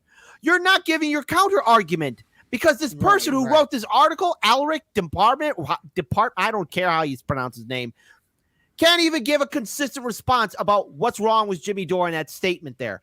These people who write these articles are inconsistent, and not to mention, dare I say, this what you know what I call articles like this? The rent was due. The rent was due. So they're pulling stuff out of their. Well, yes, bingo. That's butt. exactly it. Because the reason why they can't really give full quotes, the reason why they have to play so fast and loose with the arguments that Jimmy and Glenn and I guess RFK are making is because they are completely just fighting a straw man. No one is saying that for the $150 billion we sent to Ukraine, we could solve every problem here at home. Nobody's making that argument. What the argument is that it's an insult to people in our country that we are sending $150 billion to Ukraine when for $9 billion a year we can fund tuition-free 2-year colleges for everybody who wants to go. That is an insult. Right. We're not saying we could solve every problem in our country with the money we're sending to Ukraine. Nobody's saying that. It's a straw man. That's why they can't really give full quotes. You want to know what issue can be solved though? Homelessness. Yes, homelessness could have been solved, what, 6 times over for what we're sending to Ukraine? Yeah. 100 and that's billion. why they can't even mention that. They got to bring up, they're like, let's find the biggest spending leftist principle. That's why they bring up universal. You see universal healthcare right there? They can't bring up just basic shit like homelessness that you guys could have solved with Ukraine war funding. Right, they got to pick the biggest number possible and then make it seem absurd. One last thing I'll say before I'll pass to you, CJ. And the same tactic this article is using. Do you remember a segment that we covered maybe a few months ago, CJ, with Jen Psaki was quote unquote debunking Ukrainian quote unquote Putin talking points, and she didn't even say anything to debunk it. And this is what the professional managerial class do. They just quote what you say smugly and then laugh. And Jen Psaki did a whole statement when she thought she was debunking people. She's like they say that these Putin apologists say that Russia feels threatened because of NATO encroachment. Then she went on like, you didn't debunk that statement, right? You just doing a smug evil laugh after saying something doesn't mean you're debunking. But that's what the professional managerial class does, and that's what this article is. This article like, look at these people, look at their views, they different than us. Like, you're not making an argument, but go ahead. All right. So I'll read this I'll read this paragraph. This one's about RFK Jr. And then there's RFK Jr., the anti-vaxxer, running a long shot challenge to President Biden for the Democratic Party nomination. In his campaign announcement speech, Kennedy contrasts the, quote, 113 billion committed to the Ukraine war, end quote, with the, quote, 57% of Americans who can't put their hands on $1,000 if they have an emergency. End quote. Go ahead. CJ, I'm asking another question. Am I mistaken? Is this article about public health, or are you guys talking about foreign policy? So this article is about Ukraine. So why are you leading with anti-vaxxer shit? You guys, why is that the one issue that always get brought up? You know what I mean? Like they don't say RFK the anti-war activist. You know what I mean? They don't say RFK, the guy who believes in fighting climate change. It's that RFK, the anti-vaxxer. And if you're talking about public health, that makes sense. But why bring up the anti-vaxxer shit? It's because they have a guilty conscience. The point of an article like this, number one, as Kit said, it's the rent is due, right? They needed something to print in the damn thing, right? So let's let's pick an argument that we could straw man. We'll get 1,000 words out of it, right? But the other thing is, it signals a certain guilty conscience because this article is just about signaling to their readers, no, you're correct to support Ukraine. We know you're probably having doubts about it, but you shouldn't. You're correct to do it. And so, they will just throw out anything against anybody. I'm really surprised they didn't take more shots at Jimmy. Right? I mean, they let him off for relatively easy in that one, right? They could have called him the anti-vaxxer, whatever, boogaloo, whatever, I mean, they could have thrown a lot more at him. Wait, is anyone reading this paragraph right here? Because again, look at how this paragraph's being written out. I don't mean to cut you off. You can go ahead. You can go ahead, Kid. No, go ahead, Kid, if you want to read it, because you got better eyes than mine. Go ahead. Yeah. Okay, all three figures. So he mentions RFK, Jimmy, I don't know who the third person is, Glenn. are peddling a false economy. Yeah, Glenn Greenwald. Sorry about that. Sorry, Glenn. Are peddling a false economy and preventing the traditional guns versus butter debate. But their message resonates with millions because it plays into genuine anger and frustration over economic inequality, as well as a concern in the states for foreign entanglements, particularly in the wake of the Iraq War and misadventures in Libya, Syria, Afghanistan, especially salient. So it's especially salient in the context of polls indicating that America's bipartisan support for the war in Ukraine, while still strong, no, it's not, has softened considerably amid the presidential campaign, whose outcome could play a pivotal role in Ukraine's ability to secure aid from the U.S., its strongest backer so far. So in other words, wait a minute. In this paragraph, the author does acknowledge that there is growing anger. People are starving, and 100+ billion is going to this ridiculous war. Hey, author of the of this hit piece on Glenn, Jimmy, and RFK Jr., are you secretly signaling to us that, hey, look, I think this job is BS. Please let the resistance happen. Let the revolution happen. Because otherwise, I'm not understanding what their argument is. The rent was due. Their argument is you should still support the current thing. Right? Yeah. We told you support the current thing, so you did. It looks like the current thing is starting to suck. but we still want you to support it, and we trust that a lot of you still do, but you're maybe second-guessing yourself for supporting the current thing. So we wanted to print this article to sort of put to rest any anxiety you may have about continuing to support the current thing. That's what it is. That's what the headline should be. Still support the current thing. That would have been a good title for the article. That's what this is about. Yeah. Anyone want to go ahead? I mean, it reads like a Newsweek propaganda article, just with a little more complicated than the lobotomy cases that read Newsweek. You know, they're getting into the Maidan coup. Newsweek would decide, no, that's going to be too much for our readers. They're not going to be able to follow that. So it's like a little smart. It's like the Atlantic, basically. You know, it's people who fancy themselves too smart for Newsweek but want the same narratives. That's basically what this is. It's that very, I mean, calling them an anti-vaxxer, that kind of thing, where you're just not doing journalism, and the people who read it don't expect you to. Like you said, this used to be better. What happened? The New Republic used to be pretty good. They used to have some really good what stuff. Happened? Yeah, I'm actually a little surprised. Mm-hmm. I hear Nick somewhere. The reason why I call leaders accurately fascist, I call our state authoritarian, because I told you guys, it's actually, when you look at the tactics that our ruling class use against their enemies, they're actually often effective. Like, you see how they talk about Putin. That's how we should talk about all politicians, correct? The way they talk about Nicolas Maduro, the way we should talk about all politicians, correct? So I propose this. You guys see how they say RFK, the anti-vaxxer, and that's every no matter what the topic is, they'll bring up RFK, the anti-vaxxer, Jimmy Dore, the anti-vaxxer. They always bring those things up.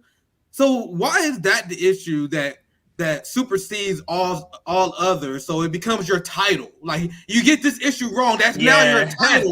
You're the if I got vaccinated wrong, I am the anti-vaxxer Nick Cruz. The anti-vaxxer Nick Cruz have this opinion on this. So I propose, and this is how I generally talk, right? How about the Iraq war supporter, the war criminal Joe Biden, the Nazi funder Bernie Sanders? How about every single time we mention AOC, every single time we mention the squad, we say they might be having a climate protest. We say, oh, there's a climate protest led by Nazi funder AOC. Well, the answer is embedded in the answer is embedded in the question, right? Because the Iraq war, Nazis in Ukraine, these are all issues that affect other people really far away. Whereas these people perceive the vaccine issue to affect whoever's standing within 6 feet of them, basically, right? And so it's more personal to them. Joe Biden, police supporter Joe Biden. I like this idea, Nick. I like this idea. Pro-censorship Instagram model AOC. Future OnlyFans content creator. There you go. Pro-censorship Sam Cedar chimes in. Yeah. Let me read this part. They do that. Their bad takes is their titles from now on. But go ahead, CJ. This is the last part because this is unbelievable. Jimmy Dore regularly parrots Russian how do you say that? Canards. I don't know what that is. Canards like the claim that Ukraine's 2014 revolution of dignity was a U.S.-backed coup, and they put it with quotes. Man, this guy's a flat out lie that the Kremlin lobbed as a false accusation after the revolution, and that has since become a key pro-Russian propaganda talking point to discredit Ukraine's government. Glenn Wall, they also mentioned him in this, in a video last month said, quote, "We're not in Ukraine to help the Ukrainian people. The real reason in Ukraine is to sacrifice Ukraine, to destroy Ukraine in order to bleed Russia," end quote. And RFK in a May interview with Unheard, I think that's how you say it, called the conflict, quote, a U.S. war against Russia to essentially sacrifice the flower of Ukrainian youth in an abattoir of death. Avatar. I don't know what that is. Avatar of death and destruction for the geopolitical ambition of the neocons, off-stated of regime change for Vladimir Putin and exhausting the Russian military so they can't fight anywhere else in the world. That's what he says. Go ahead. You will literally hear my bad state of department officials all the time. And there's an interview I'm going to react to maybe on Nick and Knight. I'm trying to remember. There was just a guy on Morning Joe who was some Democrat House member. He was asked by the guy who was filling in for Joe Scarborough, why should Americans be invested in the war in Ukraine? Actually, and another person was Mike Pence. He also gave an answer at a recent town hall where he said the same exact thing. Mike Pence was asked, why should Americans care about the Ukraine war? And he said, well, Americans should care about the Ukraine war because if we fight this war against Russia, it will weaken them militarily. So what this writer is saying is a conspiracy theory. We have multiple public officials openly acknowledge. So this guy has spread multiple falsehoods in that paragraph. And there's a story a few weeks ago on how media members was talking about how they was intimidated about reporting on the neo-Nazi presence in Ukraine, even though there's overwhelming evidence. And there was quotes from people in media that said they didn't want to report on what was obvious. They didn't want to report on Nazis in Ukraine because if they did, they would be vilified as repeating Putin talking points.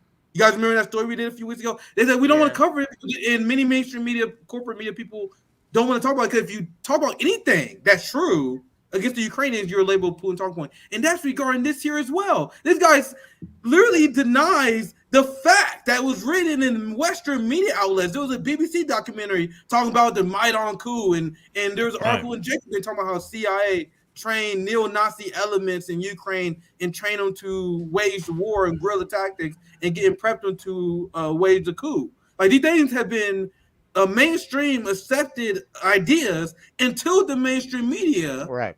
Until the Ukraine war happened, and then the mainstream media and the NATO left immediately flipped their positions, and then they call anyone like Jimmy Dore, RB, and Due Distance, Arlen's Media, Max Blumenthal, and many others like Glenn Greenwald that they smear. That anyone who, and Noam Chomsky as well, who say the same thing that the corporate media used to say. Now all of a sudden we repeat Putin talking points, and that's how propaganda works. They label facts as a Russian narrative. You repeat the Russian narrative, you're a Russian plant. It's unbelievably manipulative what they do. But go ahead, guys, if you guys want to chime in. Well, he calls it the revolution of dignity. I mean, I haven't heard it referred to too many times as that. Everybody always calls it the Maidan coup, the Maidan revolution, right? The fact that he would use that propaganda term, I've heard it a couple times, but very, very rarely. That would be like referring to the Iraq war today as Operation Iraqi Freedom, right? Like if you're just writing an article about the Iraq war, call it the thing that that Bush wanted you to call it, right? Exactly. That's giving away the game a little bit, tipping his hand. That's the we was welcome as liberators. Right. Yeah. Right. Exactly. Right. Well, the only chink in their armor is they don't yet have Orwell's envisioned system of pneumatic tubes where you can burn yesterday's news, because you could very easily just Google all of these articles that were being written until 5 minutes before the war broke out about the Nazis in Ukraine. All these people now say, it's very easy, very easy to find it. Okay, so let's get to the next topic because we got to get this, and we still got Friends and Elon. I think we can do it. I think we can squeeze it in. So we're just react to this. I know you guys are. This was one of your headlining stories last night, so I'm curious just to see any difference, any reflection, anything you heard today that you want to include in your analysis in this stream. So let's play it in its full entirety. It's not that long. And then we shall comment and replay if anybody would like to replay. So let's play it. It's 3.5 minutes. Why are we doing this? Why are we tempting nuclear annihilation by flooding Ukraine with advanced weapons and sabotaging negotiations at every turn? We've been told by people like Senator Dick Durbin that Ukraine is literally in a battle for freedom and democracy itself. And therefore, anyone who opposes military aid to Ukraine opposes the very defense of democracy, according to this logic. So where's the democracy in Vladimir Zelensky's decision to ban opposition parties, to criminalize the media outlets of his legitimate political opponents, to jail his top political rival and his deputies, to raid Orthodox churches and jail clergymen? Where is the democracy in the Ukrainian government's imprisonment of Gonzalo Lira, an American citizen, simply for challenging the official narrative of Ukraine's war? And where is the democracy in Zelensky's recent decision to suspend elections in 2024 on the grounds that martial law has been declared? The answer is that Ukrainian democracy is harder to find these days than that country's commander-in-chief, Valery Zaluzhny. Senator Lindsey Graham has offered a much more grim and more on-the-mark rationale for supplying Ukraine with billions in weapons. As the senator boasted during a recent visit with Zelensky in Kiev, the Russians are dying. It's the best money we've ever spent. I repeat, the Russians are dying. It's the best money we've ever spent. And Graham has also said that Americans are ready to fight this war down to the last Ukrainian. While official casualty numbers are strictly classified, we must worry that Ukraine is well on its way to fulfilling the senator's ghoulish fantasies. As a Ukrainian soldier complained this month to Vice News, we don't know what Zelensky's plans are, but, quote, it looks like the extermination of its own population, like of the combat-ready and working-age population. That's it. Indeed, military cemeteries in Ukraine are expanding almost as rapidly as the Northern Virginia McMansions and beachfront estates of executives from Lockheed Martin, Raytheon, and assorted Beltway contractors benefiting from the second highest level of military spending since World War II. These are the real winners of the Ukraine proxy war, not average Ukrainians or Americans or Russians. The winners, or Europeans for that matter, the winners are people like Secretary of State Tony Blinken, who spent his time between the Obama and Biden administrations launching a consulting firm called West Exec Advisors, which secured lucrative government contracts for intelligence firms and the arms industry. Blinken's former partners at West Exec include Director of National Intelligence Avril Haines, CIA Deputy Director David Cohen, former White House Press Secretary Jen Psaki, and almost a dozen current and former members of Biden's national security team. Defense Secretary Lloyd Austin, for his part, is a former and possibly future board member of Raytheon, and an ex-partner of Pine Island Capital Investment, which collaborates with West Exec and which Blinken himself has advised. Meanwhile, the current U.S. ambassador to this body, the UN, Linda Thomas Greenfield, is listed as a senior counsel at the Albright Stonebridge Group, a self-described commercial diplomacy firm that also finesses government contracts for the intelligence and arms sector, and which was founded by Madeleine Albright, infamously known for her comments that the deaths by sanctions of 500,000 Iraqi children were worth it. So while military-age Ukrainian men are ripped off the streets by military police and sent to the front lines, the financially and politically connected architects of this proxy war are planning to walk through the revolving door to reap unimaginable profits once their time in the Biden administration is over. For them, a negotiated settlement to this territorial dispute means an end to the cash cow of close to $150 billion in U.S. aid to Ukraine. Yeah, that's it. Powerful Oh, yeah, words. stop. I was waiting for that. Anybody wants to chime in first? It was a lot. It's a lot. Yeah, He's I can- basically- You know, Jordan Yeah. Sheraton for Status Quo. He was watching that. He was seething. Yeah, well, the Jordan thing was is, seething 'cause where He's remember, like, I didn't know he was Putin like, could write that Max well. Blumenthal Yeah, was to a giving him puppet those according words. to Status Quo, remember? But Yeah, anyway, well, go ahead, well, go ahead. Wait, well, Max the thing- Blumenthal did what to status quo? Remember Jordan? I didn't hear that. Yeah, And when he J- talked yeah. to the Vanguard, he was like, Max Blumenthal just shares Putin talking points. He said that Yeah. to us. What? He said that to Yeah. us. Yeah. Yo, no, Yeah. he said that to you. Yeah, that was right. He said that to you guys.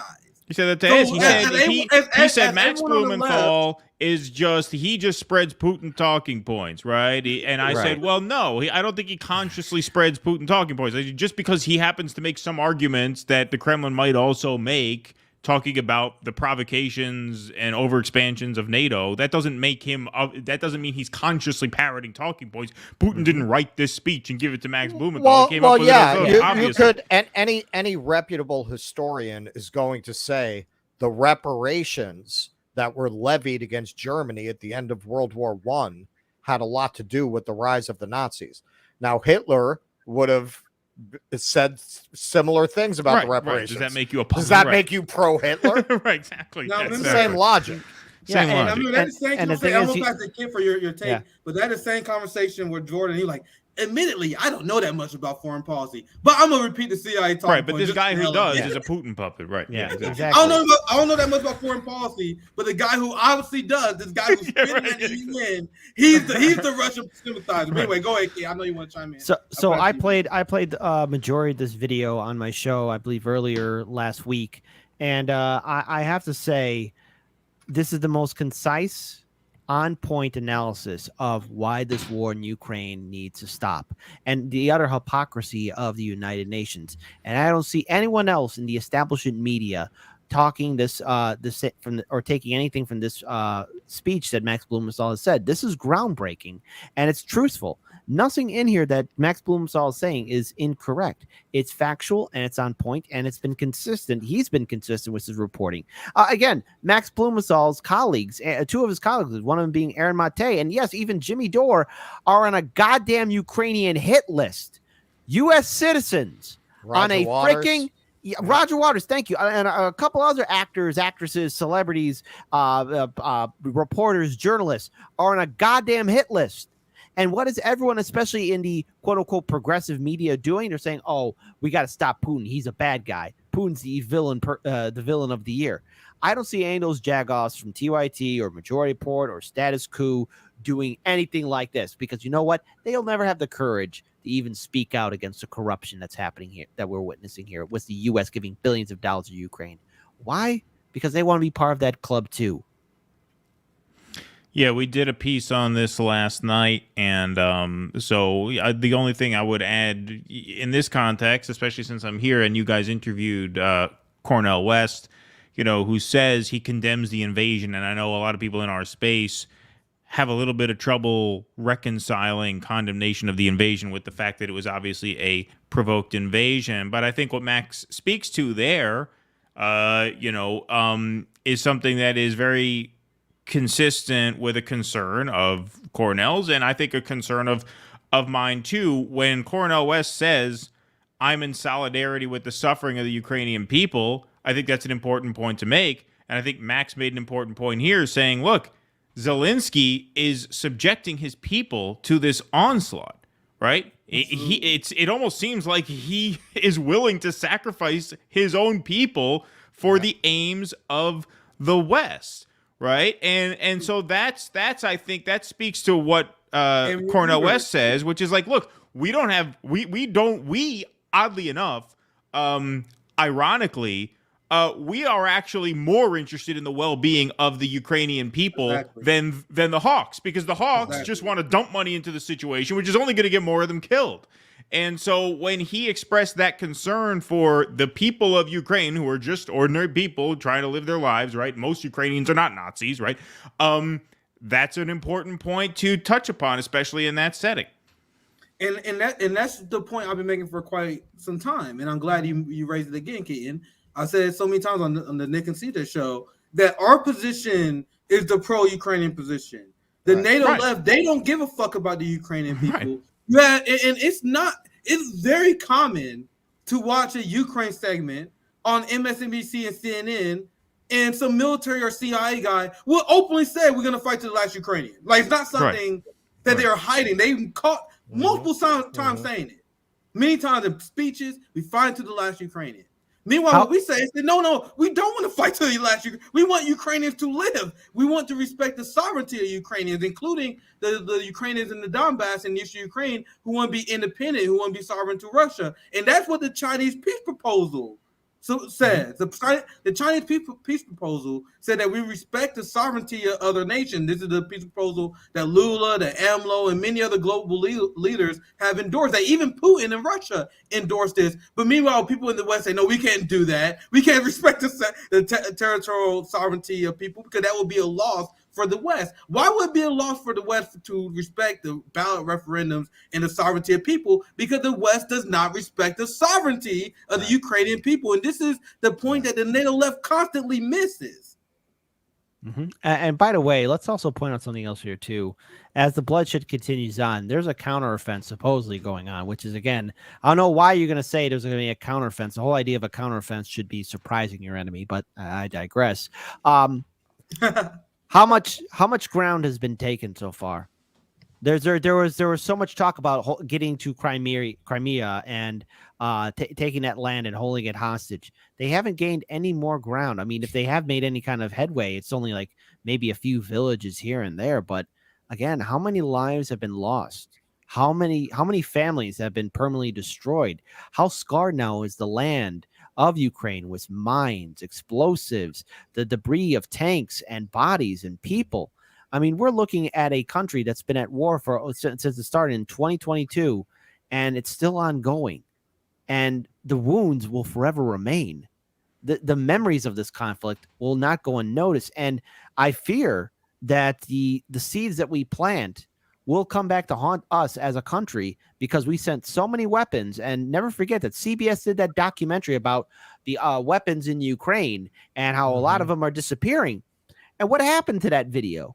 Oh, Ukraine told CBS to take it down, and CBS did. Yep. Where are those weapons at? Where have they gone? I think that should be a big concern. Like, what happened to those weapons, those rifles, the ammunition, and not to mention the vehicles too. I mean, because it's not just only just the rifles and the machine guns, but there's talk of armored vehicles disappearing, light tanks. I mean, and again, it is raising a lot of red flags to where this will come back to us in a horrific way.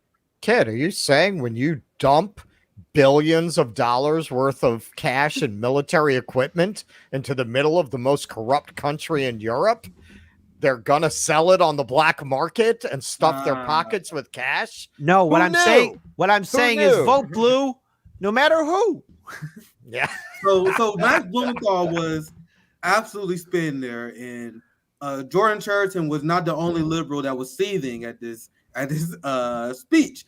I'm gonna show you guys some reaction. I'm gonna show you guys the reaction of the pro-democracy, human rights activist liberals in response to Max Blumenthal's calling out Ukrainian corruption. And he stood up for Gonzalo Lira, who is being imprisoned by the Ukrainian forces, being tortured. His dad is fearful of his life. His dad said he's being tortured. It's a very revealing event, very sad and revealing event, so that they're not fighting for democracy.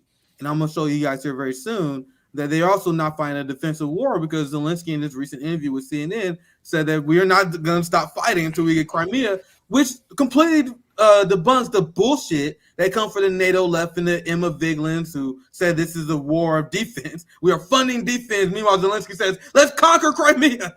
So I'm going to show you guys, this is the Zelensky supporters. These are the fascists. And I'm going to read this tweet, and there's no other way you can describe this guy other than that. I don't use that term often, but when you look at Zelensky and his regime and the people who support him, they are legitimate fascists. So the Ukrainian government is torturing and they're going after journalists who are questioning the Zelensky regime, just like Gonzalo Lira. And now here Max Blumenthal, another journalist speaking truth to power, and this guy Drew want Max Blumenthal to have the same fate as Gonzalo Lira. And in response to this tweet, this unhinged fascist Drew Pavlo says, I look forward to the day Max Blumenthal rots in prison alongside Gonzalo Lira. Wow. So this is the Ukrainian side, guys. These are the Western. Oh yeah, this is that look fucking guy. Let's Yeah, look I at know his, this. I know who this guy and is. Who is this guy?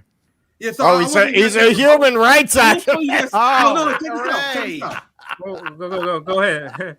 Check this out. Go ahead, Nick. Check this out. What does this dude look like? Cause look at this fashion. For one, he's a powerful guy. Oh, he's a soft boy. He looks like a Pillsbury Doughboy. That's a little deposit Jank left overseas on a trip 20 years ago. Jank, pull out, man. Shoot, pull out. So this guy who wants journalists to be tortured and imprisoned for questioning a warmongering fascist regime is a Aussie human rights activist. Unreal.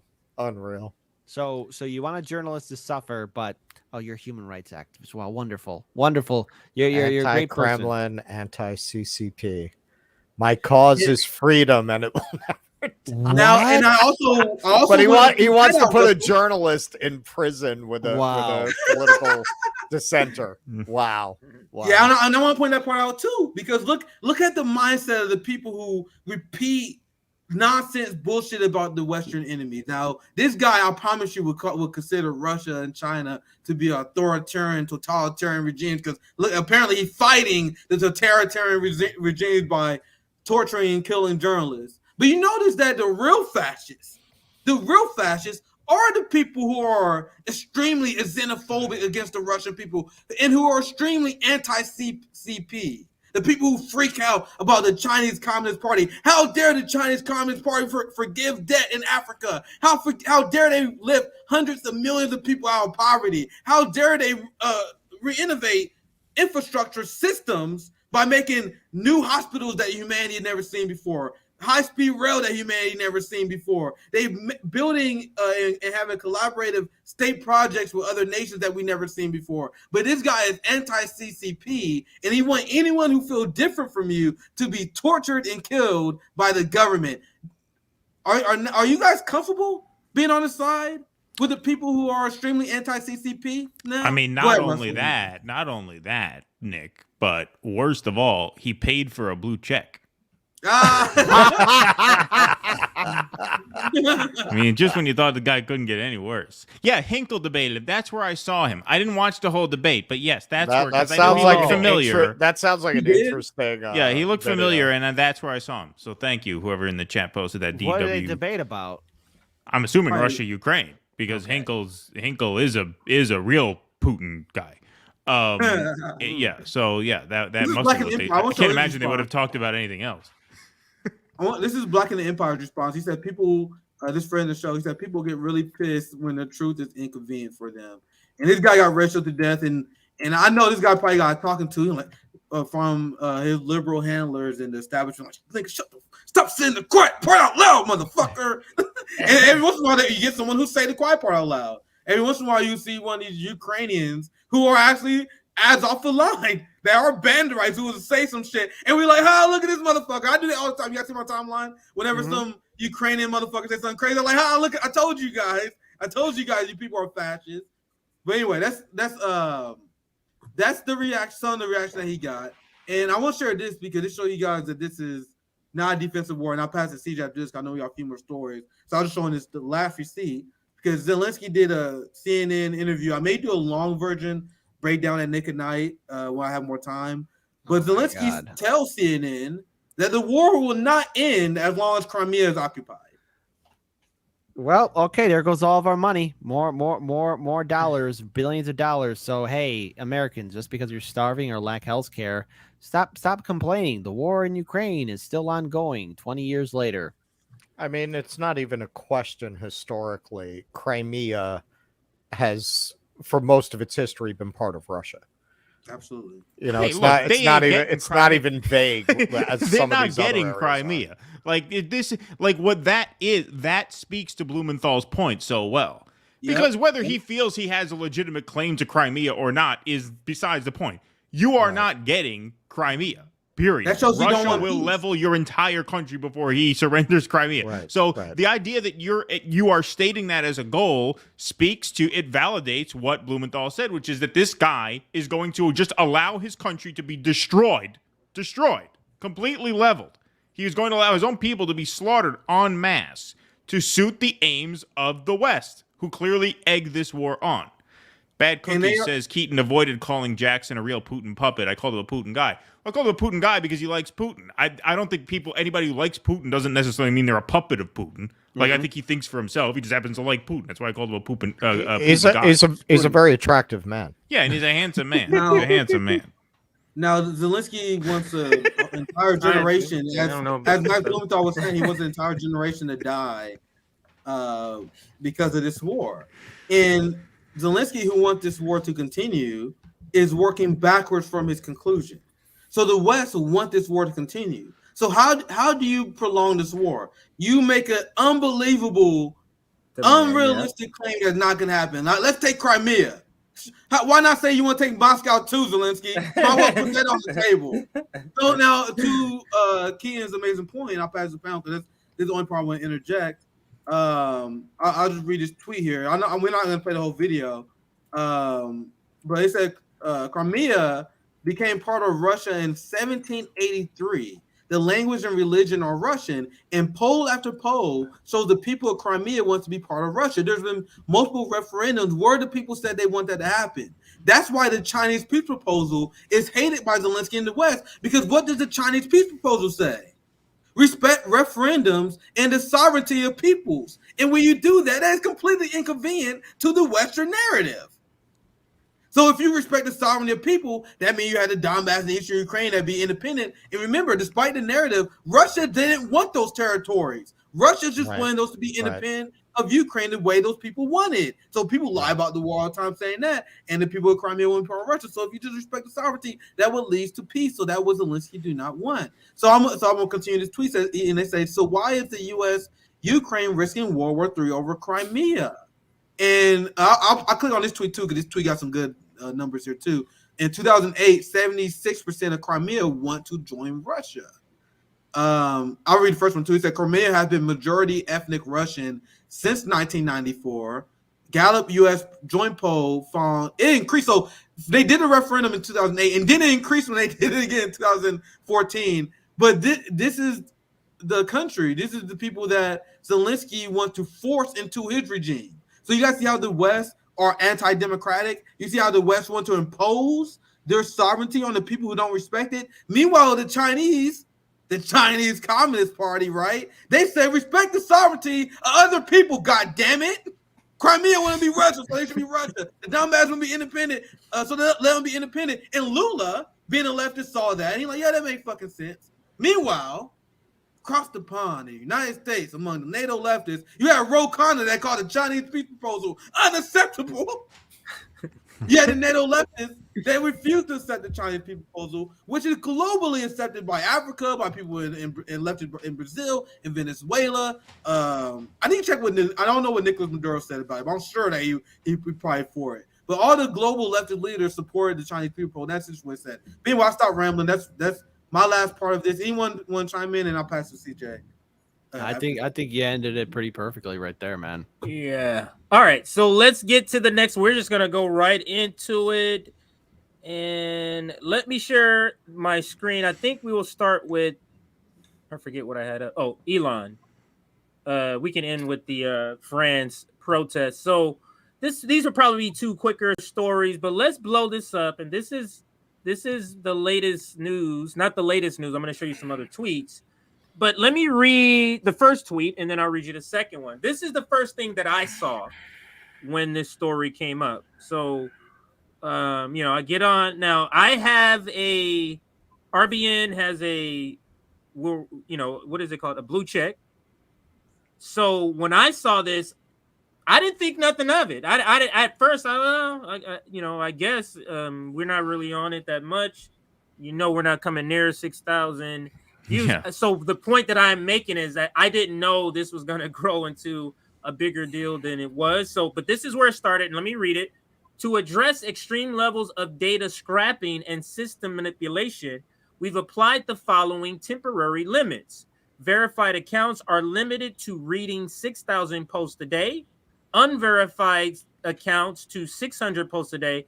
New unverified accounts 300 a day. Man, that's like an hour for me. But that was the first text. And then he updated it and said rate limits increasing soon to 8,000 for verified. 800 for unverified and 400 for new verified. Now, let me go to the panel. What was your reaction? I know all of you tweeted about it. And so instead of going to your tweet, maybe you can just talk about your reaction. Whoever wants to chime in first. What was your reaction to these limits? No, go ahead, Keaton. I was just going to say, yeah, I mean, I tweeted out just a little joke where, if we're limiting reading now, is this Dr. Fauci's burner account? That was the joke I made, but that wasn't a serious take. If I had to give a serious take, I would say, there's that scene in The Social Network, the movie about Mark Zuckerberg as he was founding Facebook, where I think this came out 12 years ago, 13 years ago now. But as I recall, there's a scene where the site goes down for a few minutes. And he tells his partner how that cannot happen. We cannot have an outage. If we have one outage, the whole thing goes away, right? This has to be free and accessible and functional for everybody all the time. That's how we're going to make this work. That's what makes social media as addictive as it is, as engaging as it is. So to limit use like that, because like you said, CJ, to an unverified user, 300 posts, I mean, that could be less than an hour if you're scrolling really fast, man. You just bang, bang, bang, bang. Yeah. It really disrupts people's experience on a platform like social media. For all of its flaws, right? It is a sort of democratized social space. And to put limits on it in that way, and to sort of paywall the rest of the content, cough up $8 so you get 8,000 posts a day. It really changes what the platform is. Now, he's saying it's only temporary, so hopefully it goes back to the way it was. But also the other point about Elon is, when you talk about scraping and what was the other thing, he throttled the Substack links because he was claiming that they were using his API. I mean, this is something that I would imagine would affect a lot of people in his shoes. capitalist that he is, he's a little too protective of his own property to be in the social media business. Social media is about sharing, right? Whether it's Twitter, Facebook, Instagram, or even YouTube, right? We play copyrighted clips. If it's fair use, they let us do it because that's the idea. The idea is anybody could do it. Anybody could share pretty much what they want. That's how you create a democratized space. That's the way these platforms are supposed to function. And stuff like this goes right in the face of that brand and creates a totally different kind of experience. So that would be my take. I mean, hopefully it's just temporary. Okay, so I can't guarantee that this is true, but sometimes right-wing media will break this kind of thing, and it will, in fact, turn out to be accurate.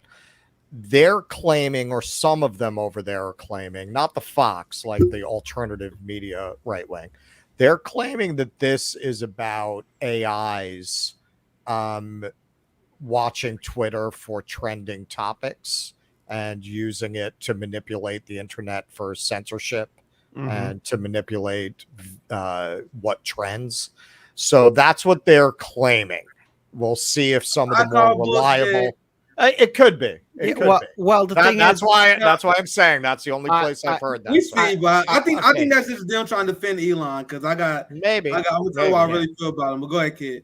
Well, I was going to kind of a little bit add to what Russell said in regards towards AI, but Twitter's had, like all social media, it's not unique, but Twitter's had a serious problem with bots and fake accounts, and it is one thing to theorize that could happen, but also another thing too. I think from my perspective, the amount of people that are truly addicted to social media and what it does to them, remove it, and it's like removing a drug. People don't know how to cope.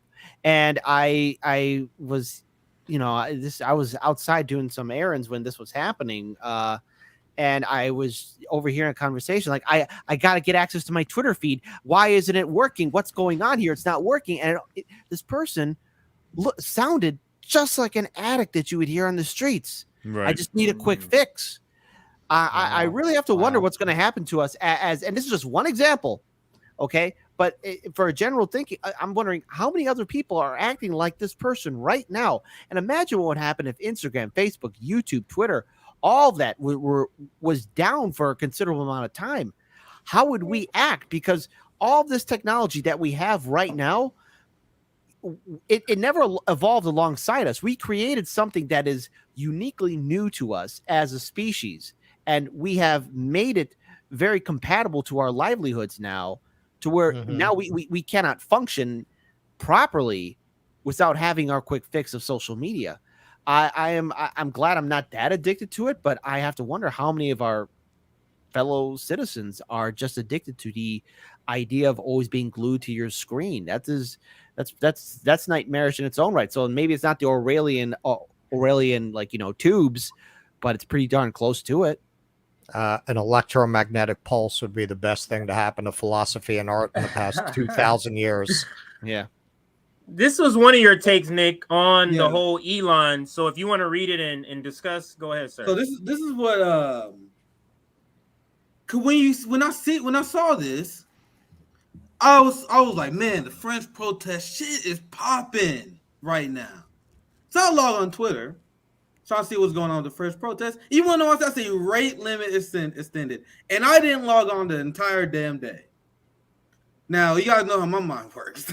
I'm like, how convenient that Twitter goes down and this happened right during when France is on the crisis and getting close to the Civil War. But conspiracy aside, can we call out Elon Musk and can we take a victory lap at RBN for being right once again? When I told you guys, you are ridiculous if you believe that Elon Musk or any billionaire gives a fuck about free speech. When Elon Musk was marketing himself as a free speech warrior, that is exactly what he was doing. He was marketing himself to you fools because he's a capitalist and capitalists market themselves. Because so you want to know what someone who's a smart businessman does? He look at trends. You look at the market. You guys see what's going on here, right? And Elon saw a polls. He saw the rise of right wingers talking about free speech. He saw the rise of that. He like, I am going to capitalize on that, and he did. got a legion of fans that pretend he actually give a fuck about these things. So I'm gonna ask you guys a question: how is it free speech if you limit who can view the speech? Free speech, you gotta pay for it. No, of course. I mean, look, he's been just extremely inconsistent, extremely impulsive about all of this. But to your point, Nick, when you talk about his brand, about him marketing this as a more of a free speech platform than it was under Jack Dorsey, you know, that Blumenthal clip that I cut out from the speech and put up, that got 300 and something thousand views. This is not praise of Elon, but I don't know if that would have gotten as many views under the Dorsey regime, because like, that kind of stuff was just more tamped down upon. So like in principle, is he a free speech warrior? No, obviously not. He banned Garland Nixon. You know, he's banned all kinds of people for all kinds of reasons, right? But I think, you know, his brand is a more laissez-faire sort of attitude towards speech. And so like there are things I feel comfortable saying on Twitter that I don't feel comfortable saying on YouTube. Right? Elon Musk brought incremental change to Twitter. He brought incremental change. That's a good way to put it. Because look, if we're being honest, there are things we feel uncomfortable saying on YouTube, especially about certain airborne viruses, right? Like of unknown origin. Right, exactly. Like there's a lot we would not say on this channel now that we would feel perfectly comfortable firing off 140 character tweet about, right? Or even posting a short video to that platform, right? So it is freer than it was. But in principle, no. Is he a committed free speech advocate? Obviously not. I was never under any illusion that he was. If you limit the amount of people who can view tweets, what happens during situations like what happened in France, Elon? Well, if you limit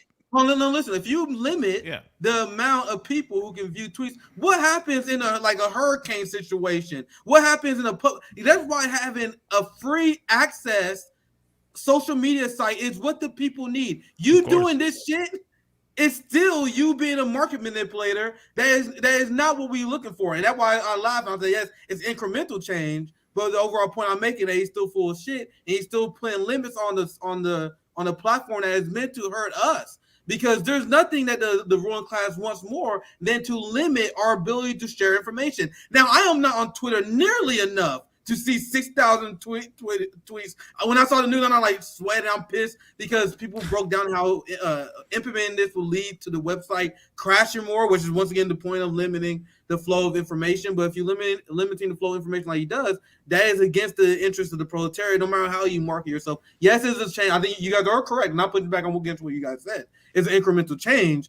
But Elon Musk is a free speech fraud, and that's what we've been saying from the beginning. Because even if you're not on Twitter that much, you gotta acknowledge that there could be situations where people need to see information, and he's playing his part, just like Mark Zuckerberg or any other oligarch is limiting the flow of information. Yeah, he may go about it in a different way, but that is mostly what this is about. But anyway, I'll pass back to the panel. Well, didn't Macron want certain materials related to the protests censored on Twitter, Instagram, Facebook, right? Didn't he actually ask for that? Yeah.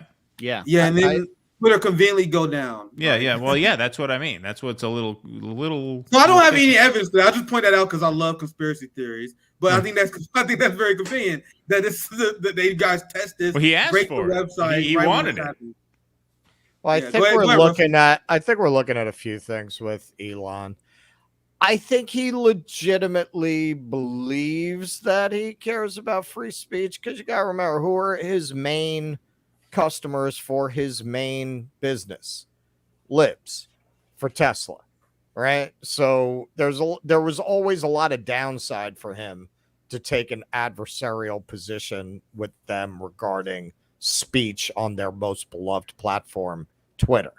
But it is like an aristocrat believing in a cause rather than a populist believing in a cause. In other words, this aristocrat might feel like, yes, we must save the tiger, right? But what's he really going to do to save the tiger? What does he do when it becomes inconvenient to save them? Well, we can kill a few tigers. Well, certainly we need our tiger rugs. We're not going to give that up. So you're dealing with somebody. I don't think Elon Musk thinks this is a scheme, but he's going about it the way that an aristocrat who has all the power in the situation would go about it.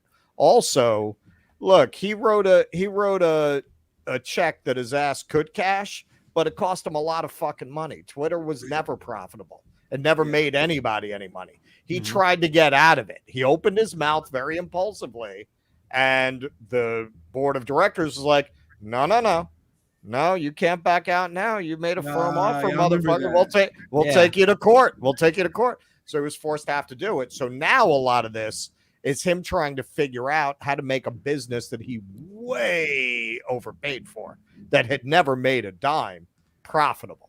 So I think you've got all that mixed up in the very erratic, impulsive decisions he's been making. He's trying anything he can to make a platform worth something, which, again, all social media, when you really look at it, all it is people posting what they think on a wall. I would compare it to what you see in public restrooms, graffiti in the toilet room. I mean, somebody wrote something. Either you're going to see something funny or something offensive. I mean, God almighty, the amount of stuff I've seen in my lifetime, and I would compare that to a Twitter post. I would compare that to what you see on Facebook or Instagram.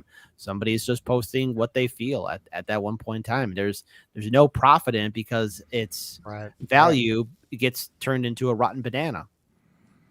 It's very, very tricky to figure out how to feel about Twitter because, look, I'm seeing this in the whole alternative media space, left, right, everybody.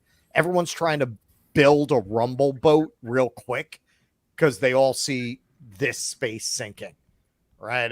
Anybody who's got two eyes and two ears can see, especially when they start blaming alternative media for the fact that whether it's Biden or somebody else is probably going to lose, they're coming for us. We're seeing all of these people in this space more and more trying to shift their audience over to Rumble. Twitter, over the course of this election, may be the only highly visible platform that for the most part allows free speech. So it's complicated. Like, he'll let something like that Blumenthal video on. At the same time, he's like the Queen of Hearts. You never know when he's going to wake up and go, off with their heads. You just never know. No longer. From now on, only 15 characters and only if you're typing from a bathroom. Right. Exactly. CJ, you're muted. CJ, you're muted, buddy. Did you mute yourself? What happened to my screen? Oh, I'm good. Okay. What happened? Uh-oh. CJ, can you hear us? I can hear you. Hold on. There he is. There we go. Okay. No, my computer's slow. I was setting up the next story. So now we can get into our final story. But before we do that, just a couple quick shout outs because we have a couple fundraisers. Another thing I want to announce, we will be holding a labor organizing summit on July 29th. I'll bring up the graphic in just a little bit. On July 29th, RBN will be hosting and but the event is being jointly put on by Worker Strike Back, and that's the the organization that Kashama Sawant promotes. So just wanted to shout that out. But two things RBN is fundraising for, and there's two. These fundraisers are in the description box right now. You can go. First one, support RBN volunteers and employees. We're currently raising $775, and we're very close. We're at 518. So all the great graphics you see, that video that was showing the police victims, police victims, that was all done by our editor. So if you support this GoFundMe, all of the funds, literally every single dollar, goes directly to Erin, our editor, for all the work that she does. So just wanted to shout that out. That's in the description box right now. Go ahead, Nick, if you're going to say something. Yeah, I will say this as well. We're going to have the labor organizing summit with Worker Strike Back. That's going to be fire. And we're going to have multiple panels, labor organizers. And if you are in a labor dispute right now, if you are in union, if you're in a labor dispute, email us at info@Revolutionary Blackout, because I'm trying to get a panel of labor activists. So if you are in a labor struggle, I'm just putting that word out right now. It's going to be headline. We're also going to have Shama on us on panel. Many people from Workers Strike Back. We're going to have a lot of labor organizers we're reaching out to as well. It's going to be very exciting. So yeah, reach us at, and if you have someone, because we want to feature as many labor and activists as possible, reach us here at our email, and we want to feature your voice. Rome is going to be we're trying to coordinate this right now. The UPS is going to go on strike. We're going to try and get some on-the-ground footage from them and a lot more stuff that we're currently planning right now. So, yeah, a new summit. So we're very excited about that. So that's all I have to say. Make sure you email us if you have any labor tips or anyone else you want us to have featured on the show. This is a network of the proletariat, citizen journalists who talk to the citizenry. So hit us up and we can and I'll see what I can do. Here is the graphic. The Labor Organizing Summit, Saturday, July 29th, 10 a.m. to 10 p.m. Streaming on our network. All of our platforms will have our Twitch and our Facebook back connected. Twitch is connected, but our Facebook is not. So we've got to get that reconnected.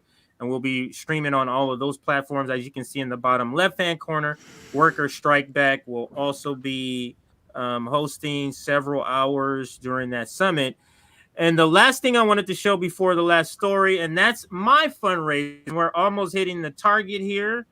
We're at the target was 3,000 or go 3,000. We're at 2,385. CJ fundraiser for housing. And we may have found a place. So once we get the money, we're going to go ahead, get all of the money. We're going to go ahead and move. So I'll probably be moving next weekend, hopefully, if not the following weekend. Good. We'll see. Cool. All the best to you, man. Yeah, thank you. So if you still are able to contribute, please do. If you're not on our Instagram, just share it, and that Big shout out to that collab trader there. You guys see that anonymous guy who donated $500? Oh yeah, I saw that. You guys see that? That guy really pushed it. You guys see that? They did it anonymous too. That's a class trader that just straight up like, I don't even want to be known. I just want to help. That was probably AOC. That's what we need. That's what we need.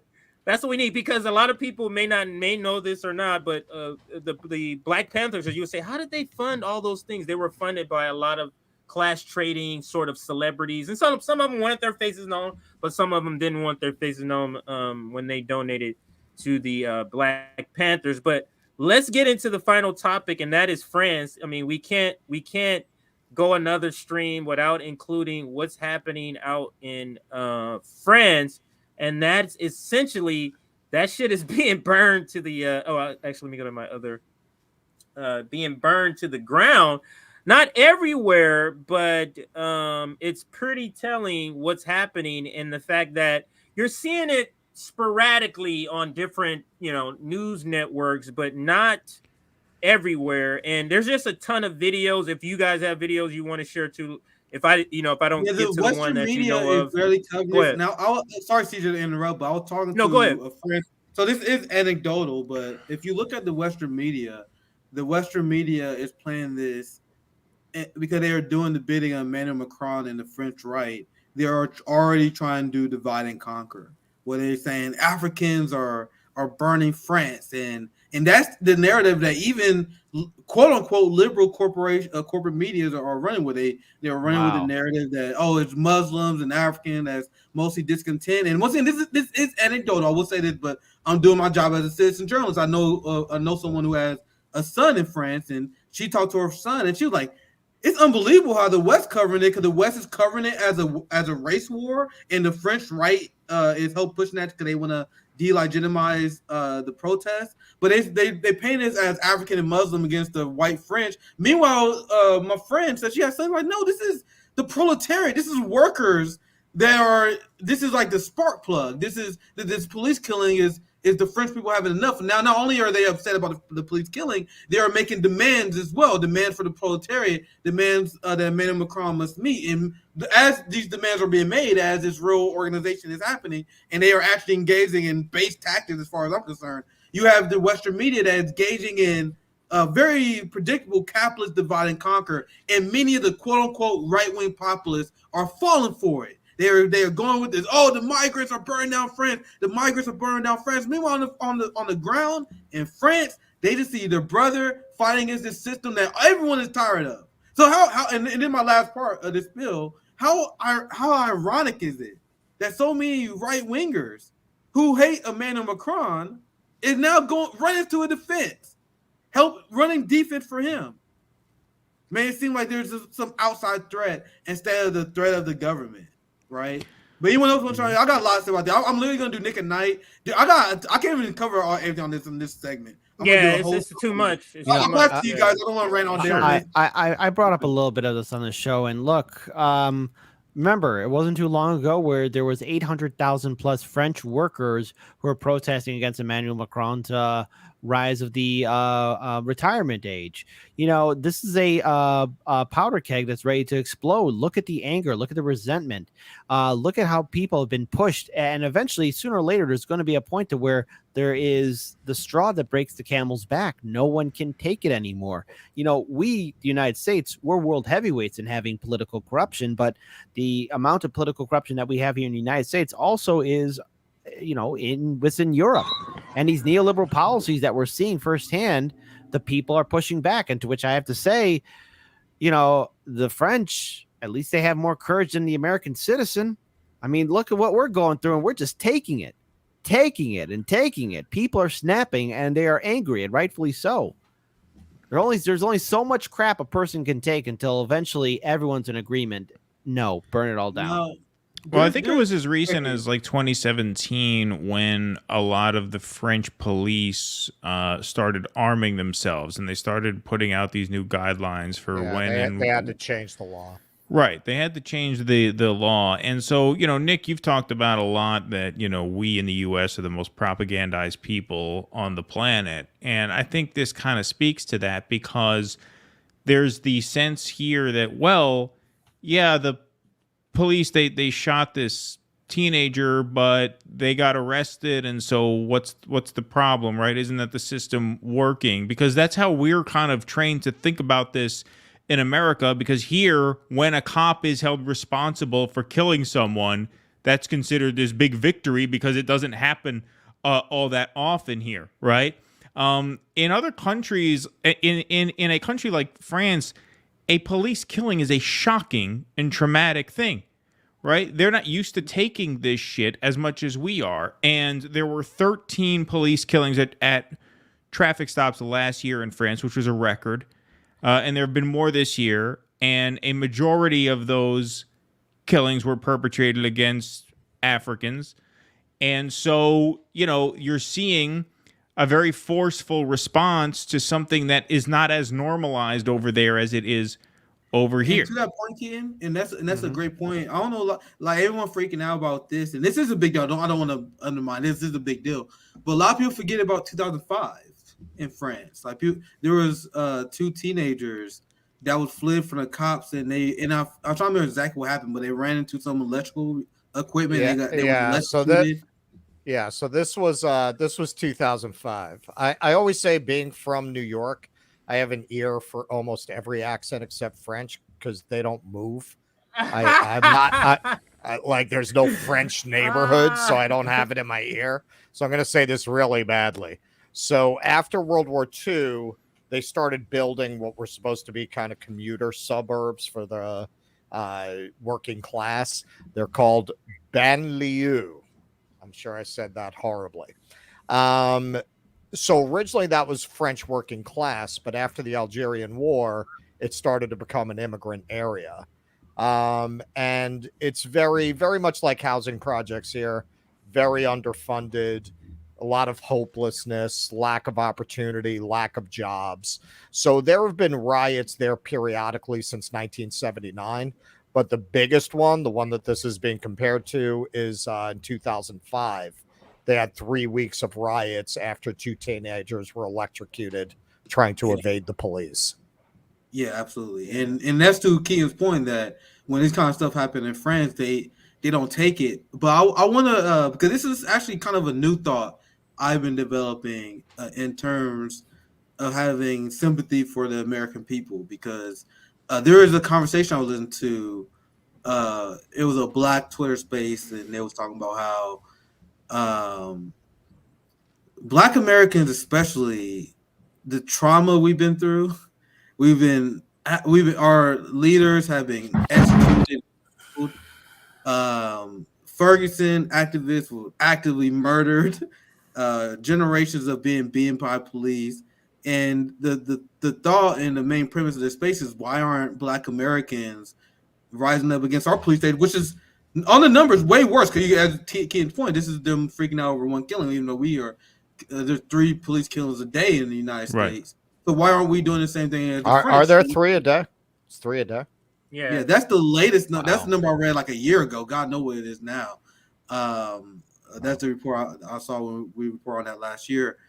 But there's been there's been so much trauma among the American people, and there's this explicit message that the United States government will kill you, and they will do it illegally.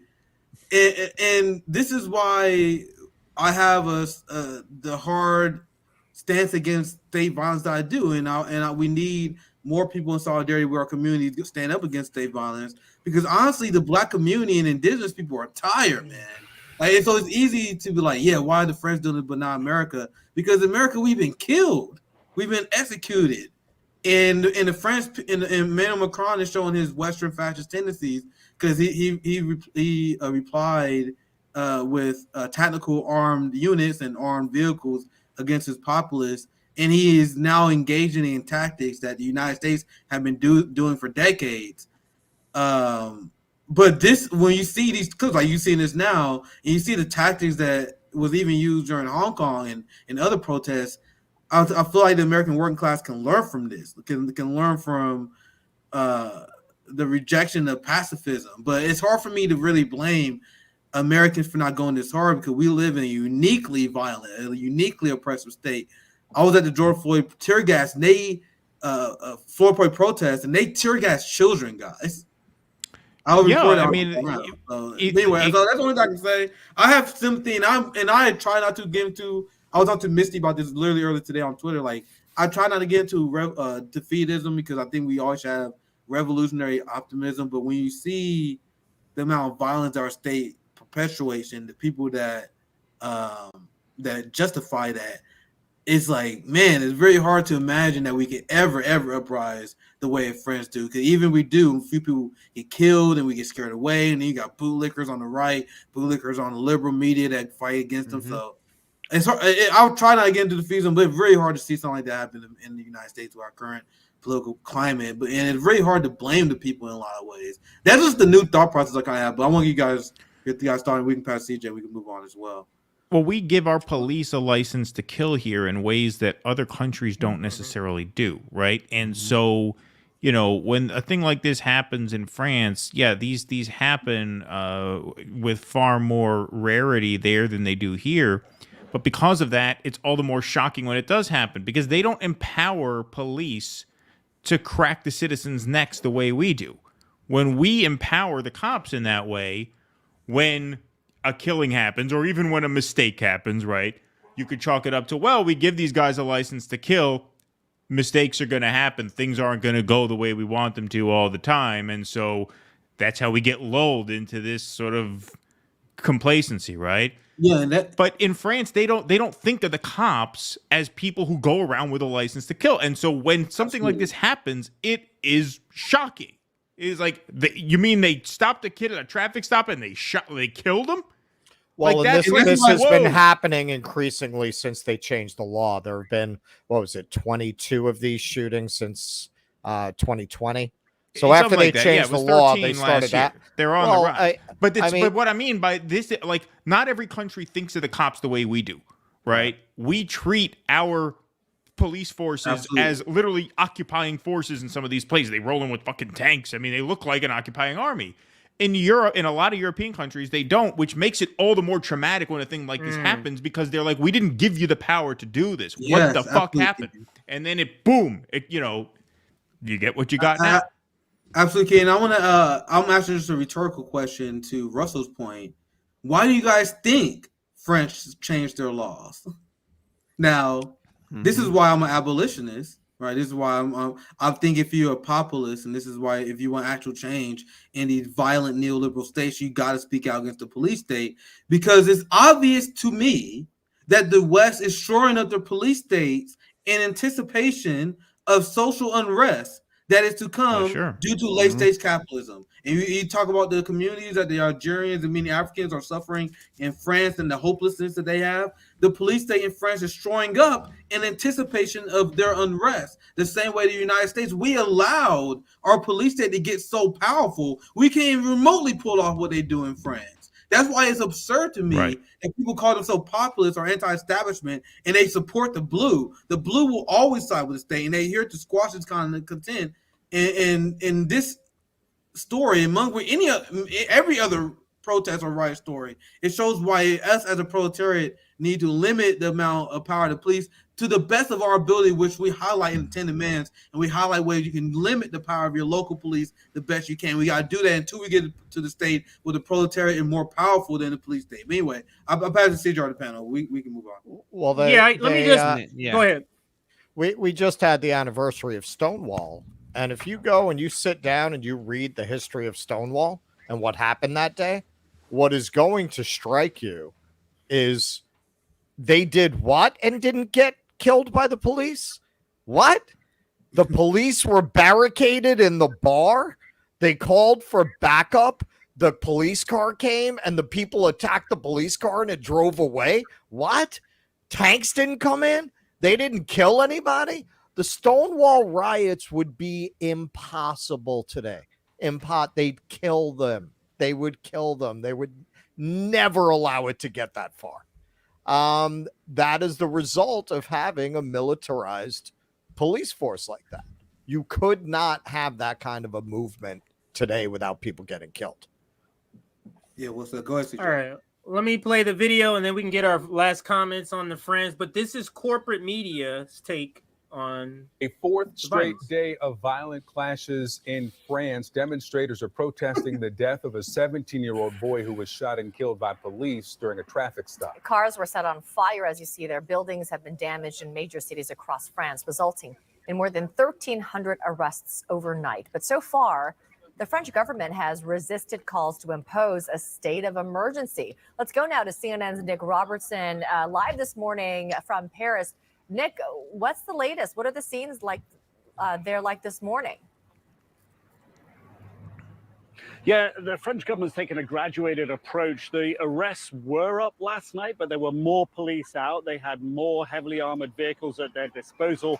There were more restrictions in place. No big gatherings allowed. Buses and trams were taken off the streets at 9 p.m. last night. 2 police officers were shot. The violence not as bad as it has been in and around Paris, although it was bad. We're still talking about 1,350 cars set on fire, 26 city halls attacked, 24 schools attacked. See the focus? So the numbers are still big. Yeah, no, you guys see this accident, and I wanted the clip to keep playing, but I'll make this point quick. In the very beginning of the segment, you want to know what one of the first words that they said? Violence. If you want to replay it, like the first few seconds, they make sure you got to think that's an accident. The script is written on purpose, so the word violence is the first thing you hear. And you immediately, violence is going on. You guys, why are they not talking about the demands of the French people, which is what the sources I am talking about? They're talking about how the French people come together, the unity they have, the demands they're making as a populace to hold the police accountable, the demands they're making on Emmanuel Macron. None of this is covered in the corporate media in the West. They're covering the violence, the destruction. And as they said, look at the violent protests, and then they show clips of no violence. Like, property damage is not violence. I didn't see anyone get mugged. Do you guys see anyone get mugged during that compilation they showed? Not a goddamn one. So they just say violence, violence, violence. They just want your brain to immediately associate any protest, any discontent with the government as violence. But anyway, let's continue. Biggest violence in Marseille in the south Mediterranean port city, and Lyon in the center of the country. And it was on the outskirts there where those 2 police officers were shot. So overall, a slight tamping down, but in part because the security presence is just bigger and stronger. This teenager's funeral is today. What do we know about the traffic stop? What happened around that has everybody so up in arms?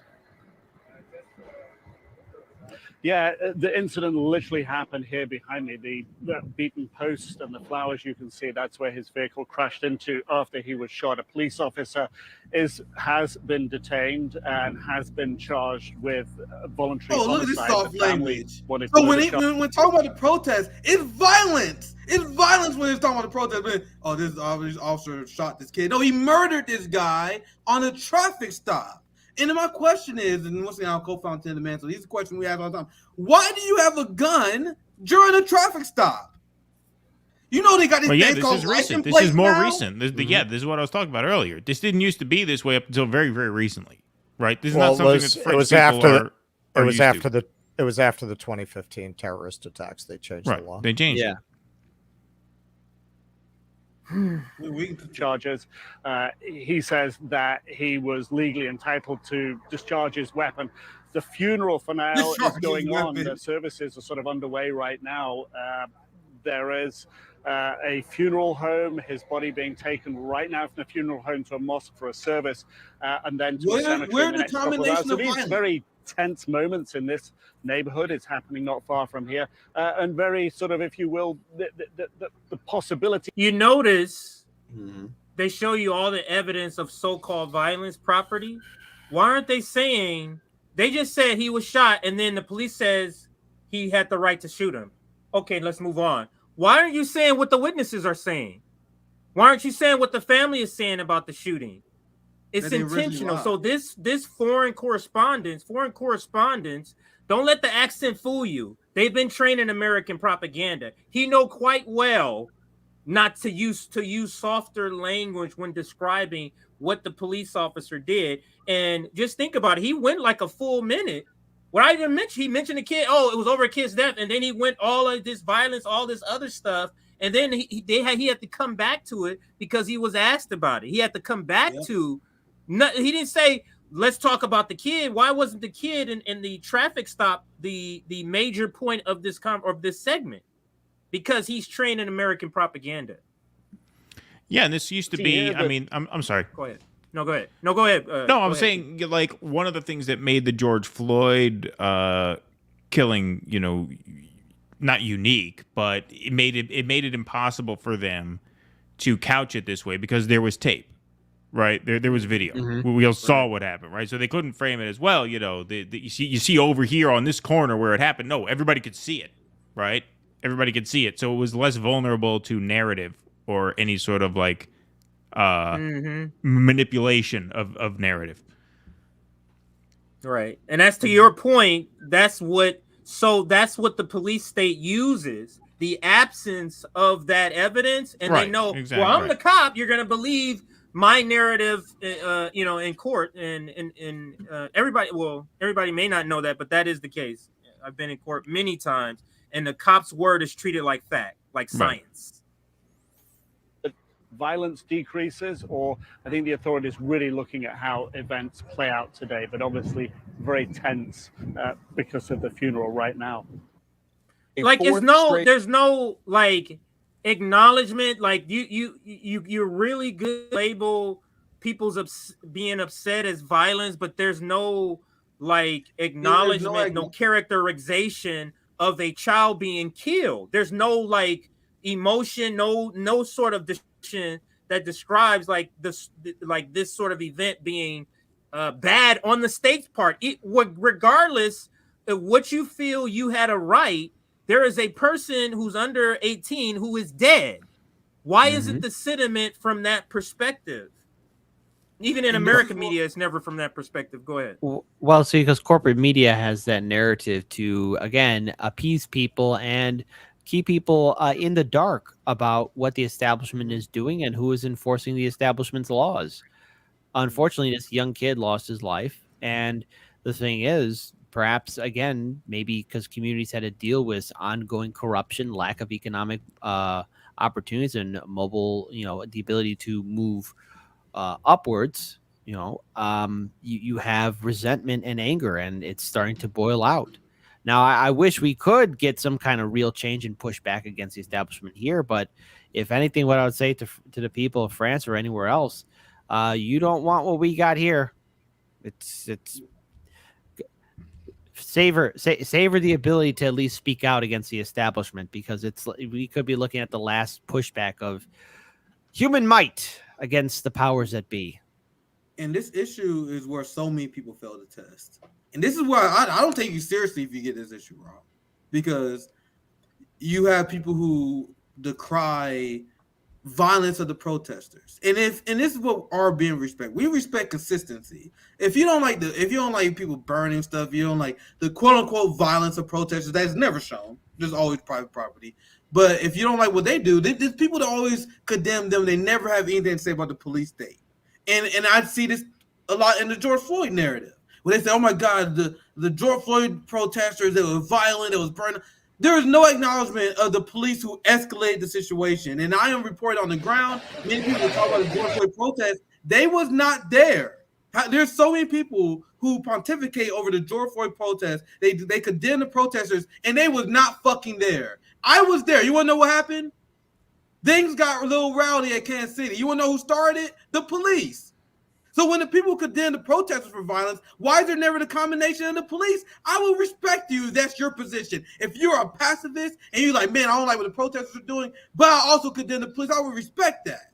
But what does it mean? So many of these coward, bootlicking people, especially on the right wing, they'll be like, oh my God, you guys are protesting too hard. And they will completely ignore the police that's escalating situations like Emmanuel Macron police force did as they respond with armed tactical units against civilians. They responded with armed vehicles against civilians. They tear gassed us at Kansas City. You guys know tear gas is a war crime.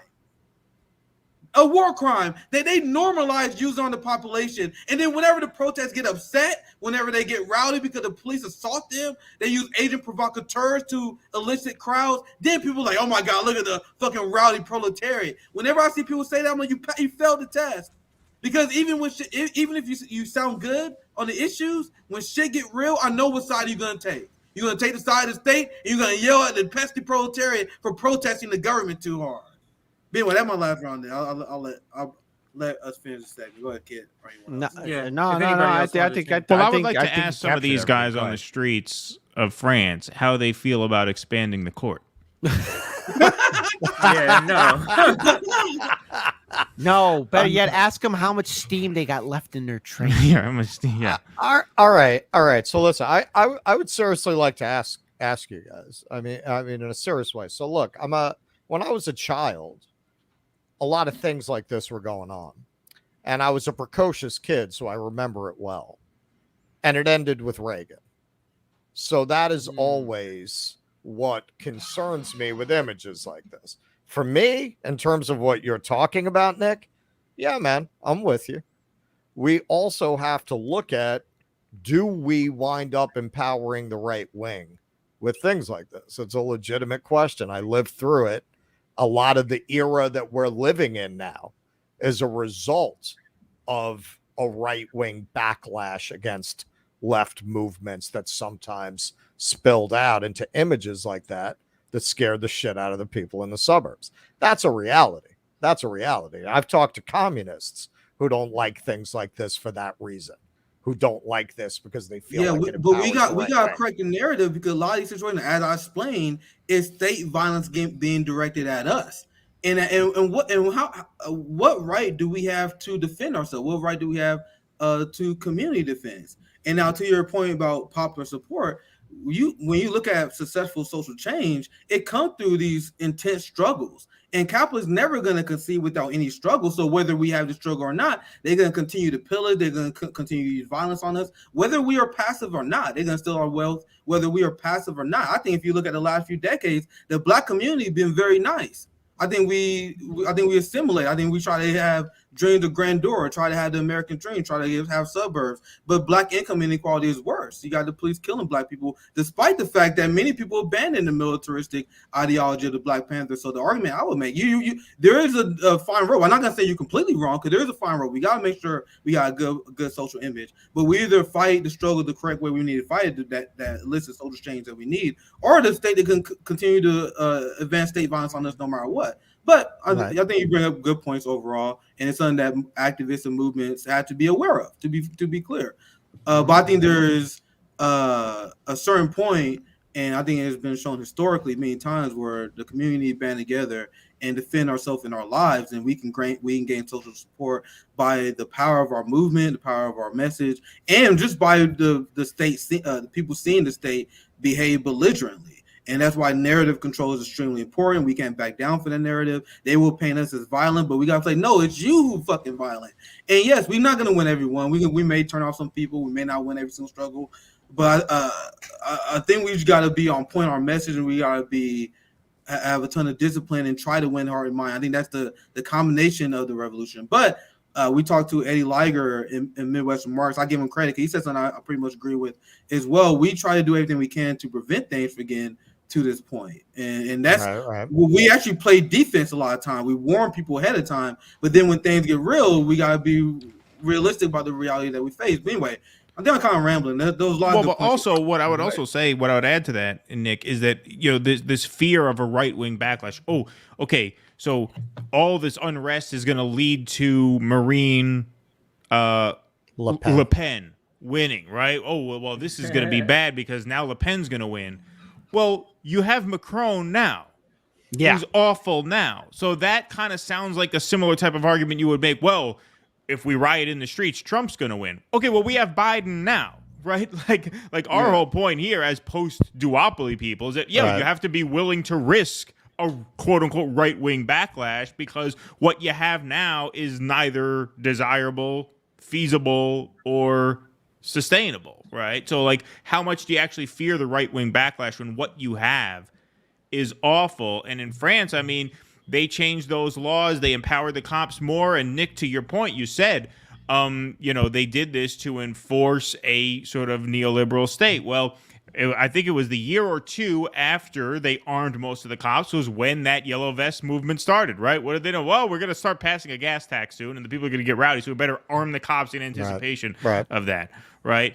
And so what you have is a sort of neoliberal sort of centrist state, whether it's here or there, sort of creating all of these conditions that are, of course, going to create unrest. And yeah, they use the cops to try and crack down on that. So right-wing backlash, I mean, that the only reason to be afraid of that is if you actually are more afraid of Trump than you are of Biden, or you're more afraid of Le Pen than you are of their current government now. I think once things get to a point, people feel like they have nothing to lose, and that's where this stuff comes from in the first place. And go ahead, Russell. Go ahead. Well, okay. I think kind of the middle ground that I would see, and from consulting with some of my, revolutionary communist friends, when you have undirected action like this, that can wind up being counterproductive. If you look at what the reaction was when they burned Goldman Sachs a couple of months ago, it's a lot better than burning a local library or burning a local store. When you don't have any kind of control or focus of an action like this, then you can wind up getting actions like that I think are counterproductive. Whereas if it were like, yo, Goldman Sachs is over there, then you not have that backlash.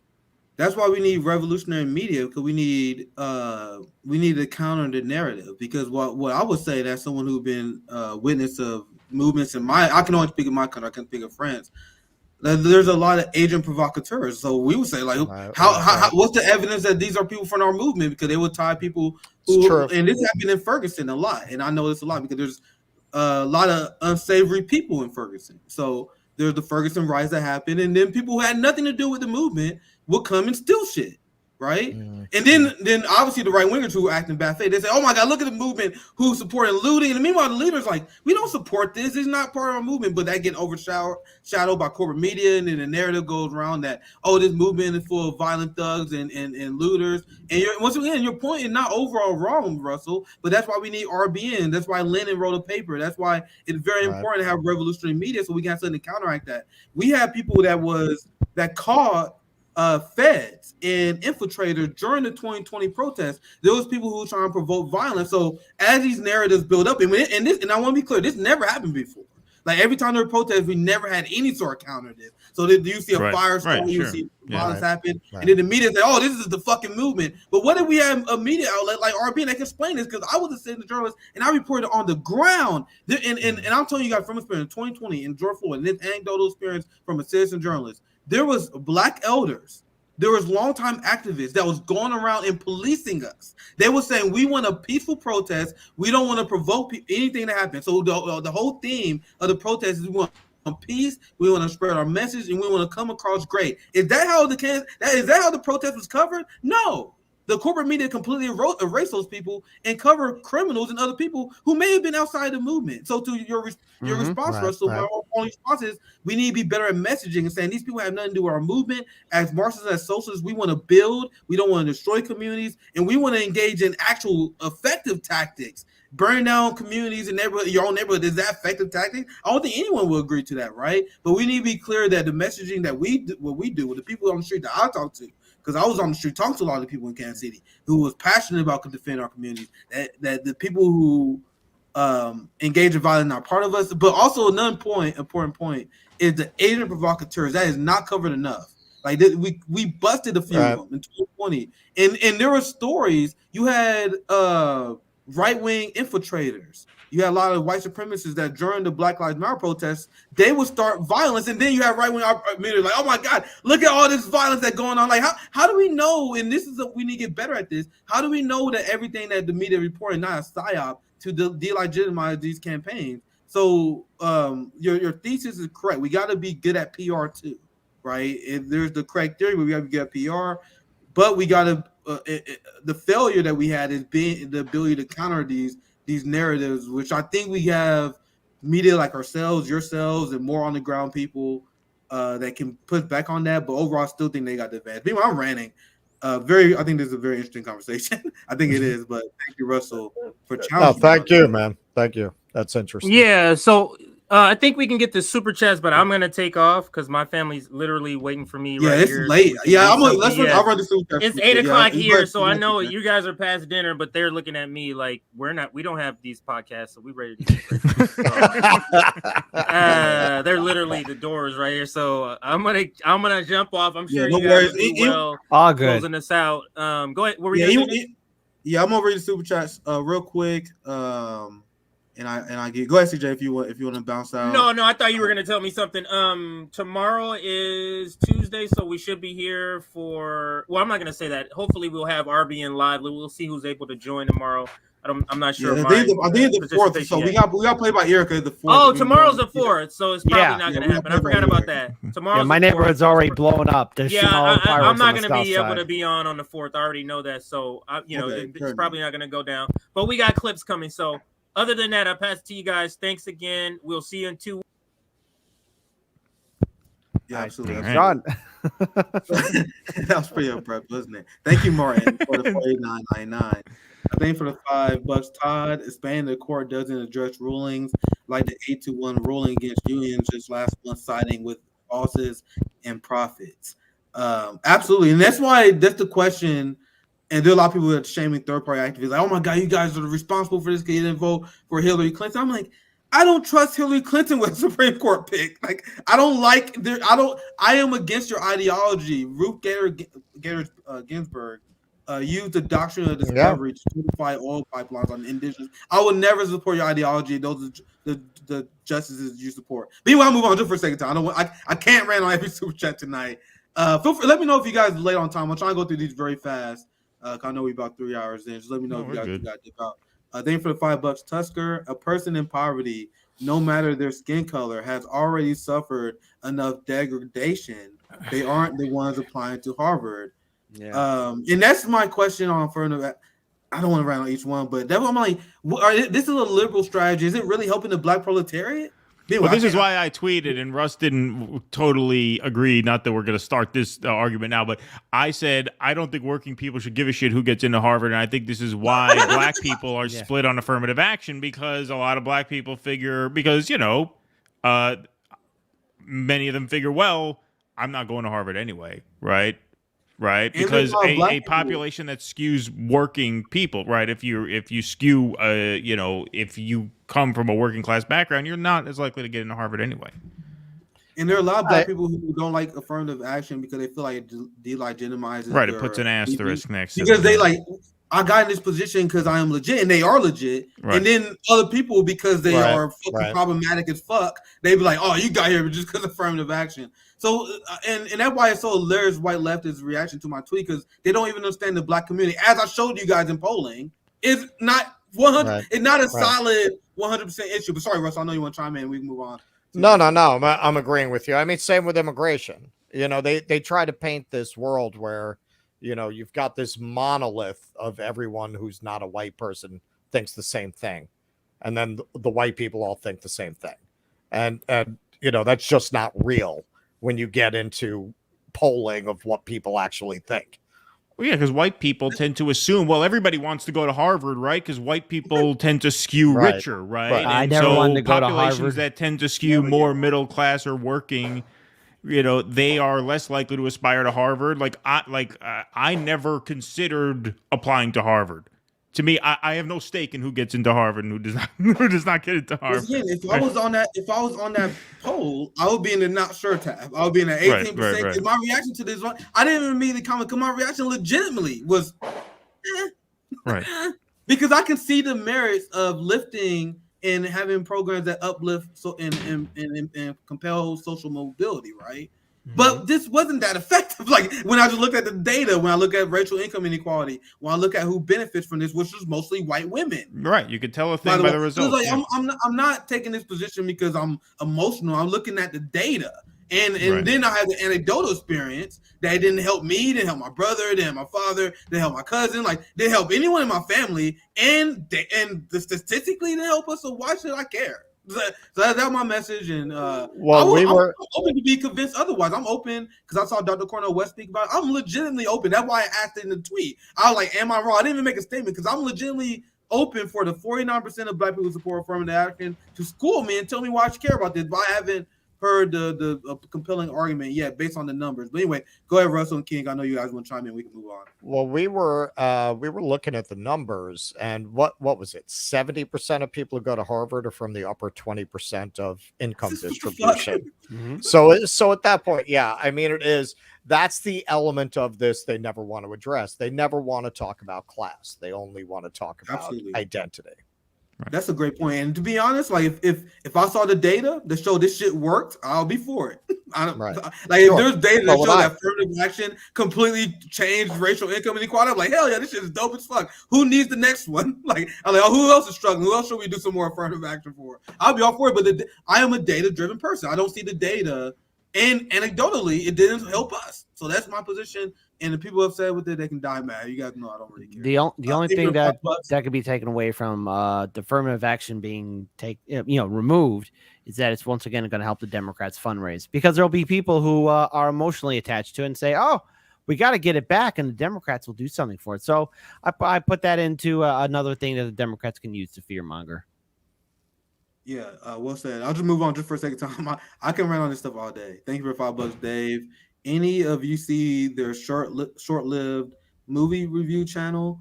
It was bad. I think they stopped after a week. I can't remember what his name. I don't remember exactly when you left the super chat, so I'm not sure who you're referring to, but thank you for $5. I think is he talking about Vanguard? Whoa, they had a movie review You've seen channel? that. Oh, God. Keaton's seen that. Keaton was telling me about that.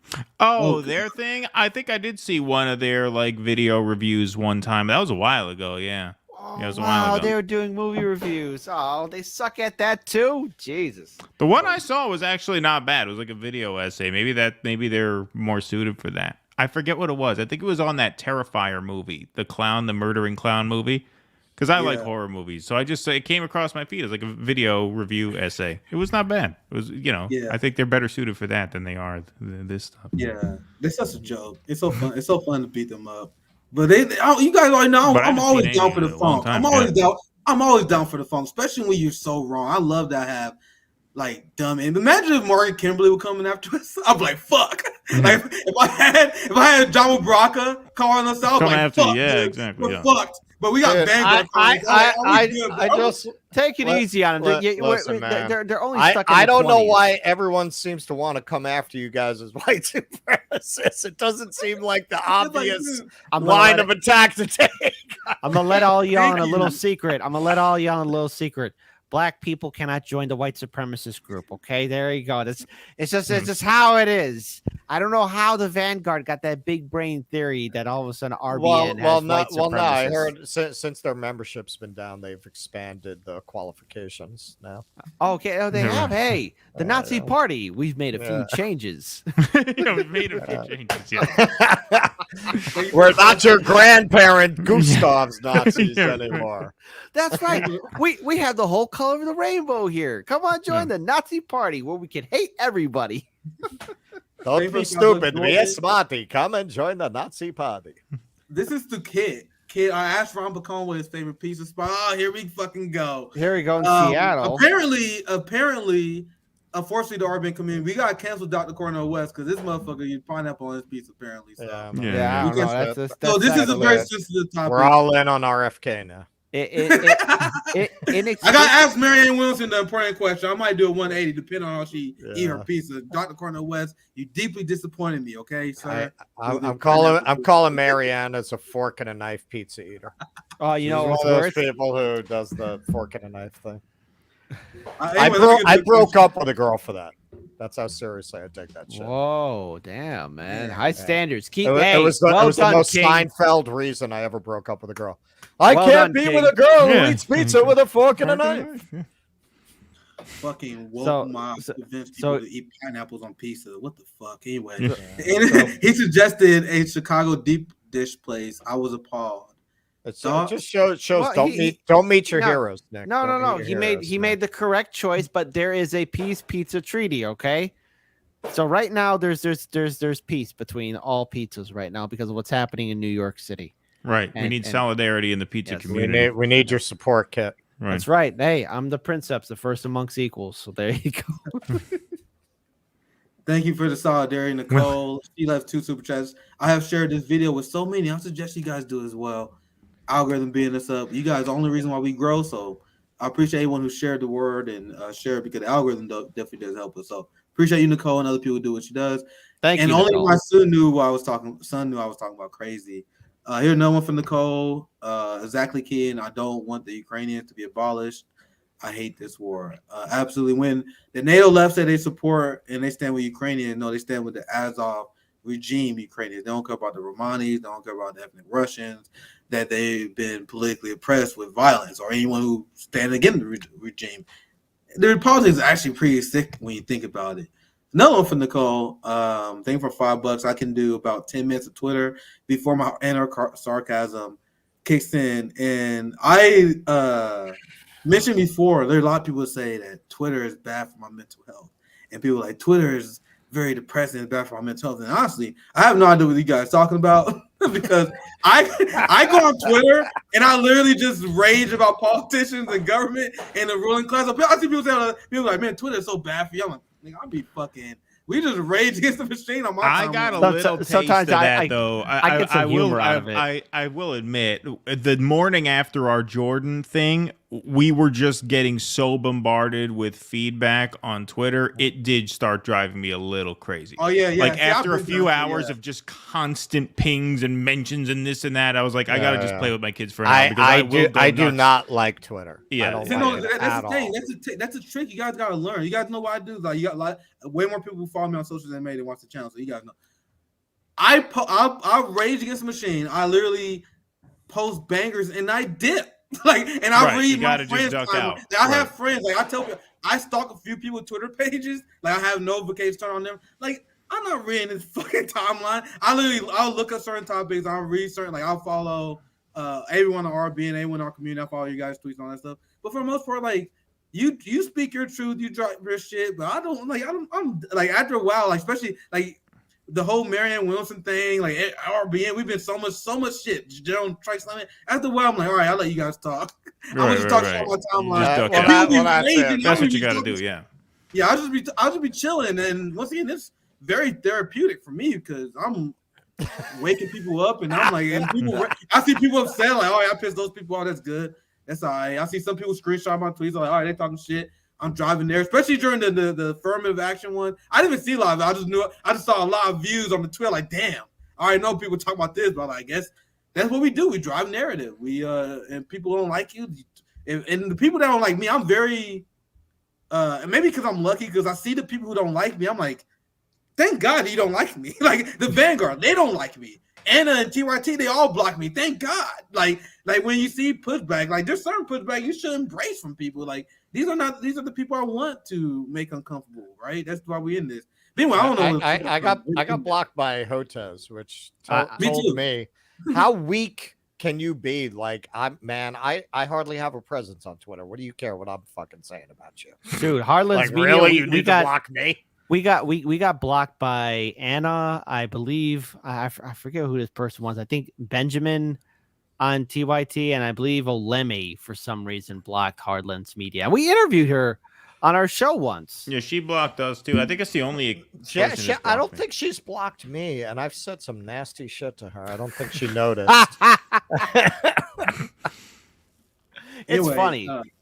It's funny to me. Anyway, this is a fun conversation. I'm tired. We do this every 2 weeks. I think 2 weeks is good. Yeah, have a good week off. It's good to have a bye week because I saw people always hit some last bye week. Like, where's the post-duopoly show? So for you guys know, it generally can be bi-weekly.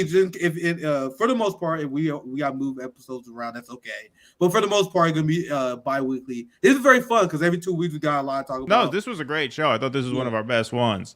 This was awesome. Nick, I wanted to ask you something because we had Kit on the show, I think last week, and we were going to have you and CJ on this Wednesday.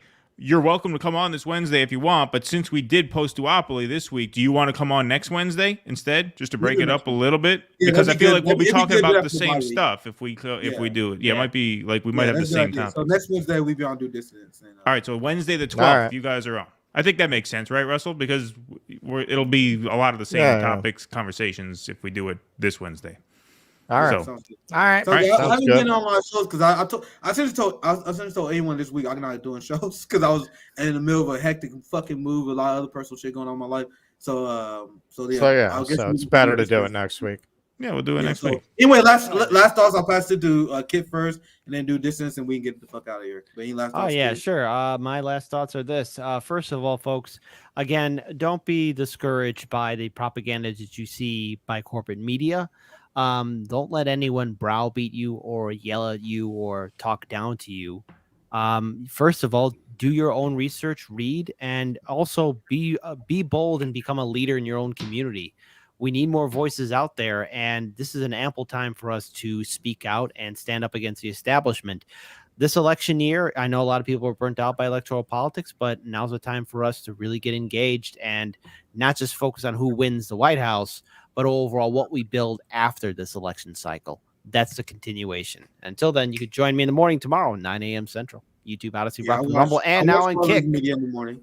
I watch it in the morning. It's a good show to watch in the morning if you don't want to watch corporate media. Right, so check out Harlan's Media. Kid, I'll pop you out. Now, Russell Keaton, any last thoughts? Plug your channel. We're on Wednesdays at 8, Friday mornings at 9, Sundays at 7. We'll have Nick and CJ from this show called Revolutionary Blackout Network on Wednesday the 12th at 8 p.m. In the meantime, stay strong. Expand the court. Expand the court. I believe this is the last stream where I'm going to have my bent bookshelves because I just got the equipment to fix it. Nice. So you're the last audience who are going to see these bookshelves this way. It's the end of the dream. Remember, end of the month, we have the Labor Organizer Summit with Worker Strike Back. If you're a labor organizer and you want your voice heard, we very early out, so we got plenty of time to get you on the scheduled. The closer we get to it, it'll be harder. But so if you know anyone, email us at Revolutionary Blackout. With that said, thank you guys for watching. We see you guys here soon. Check us out.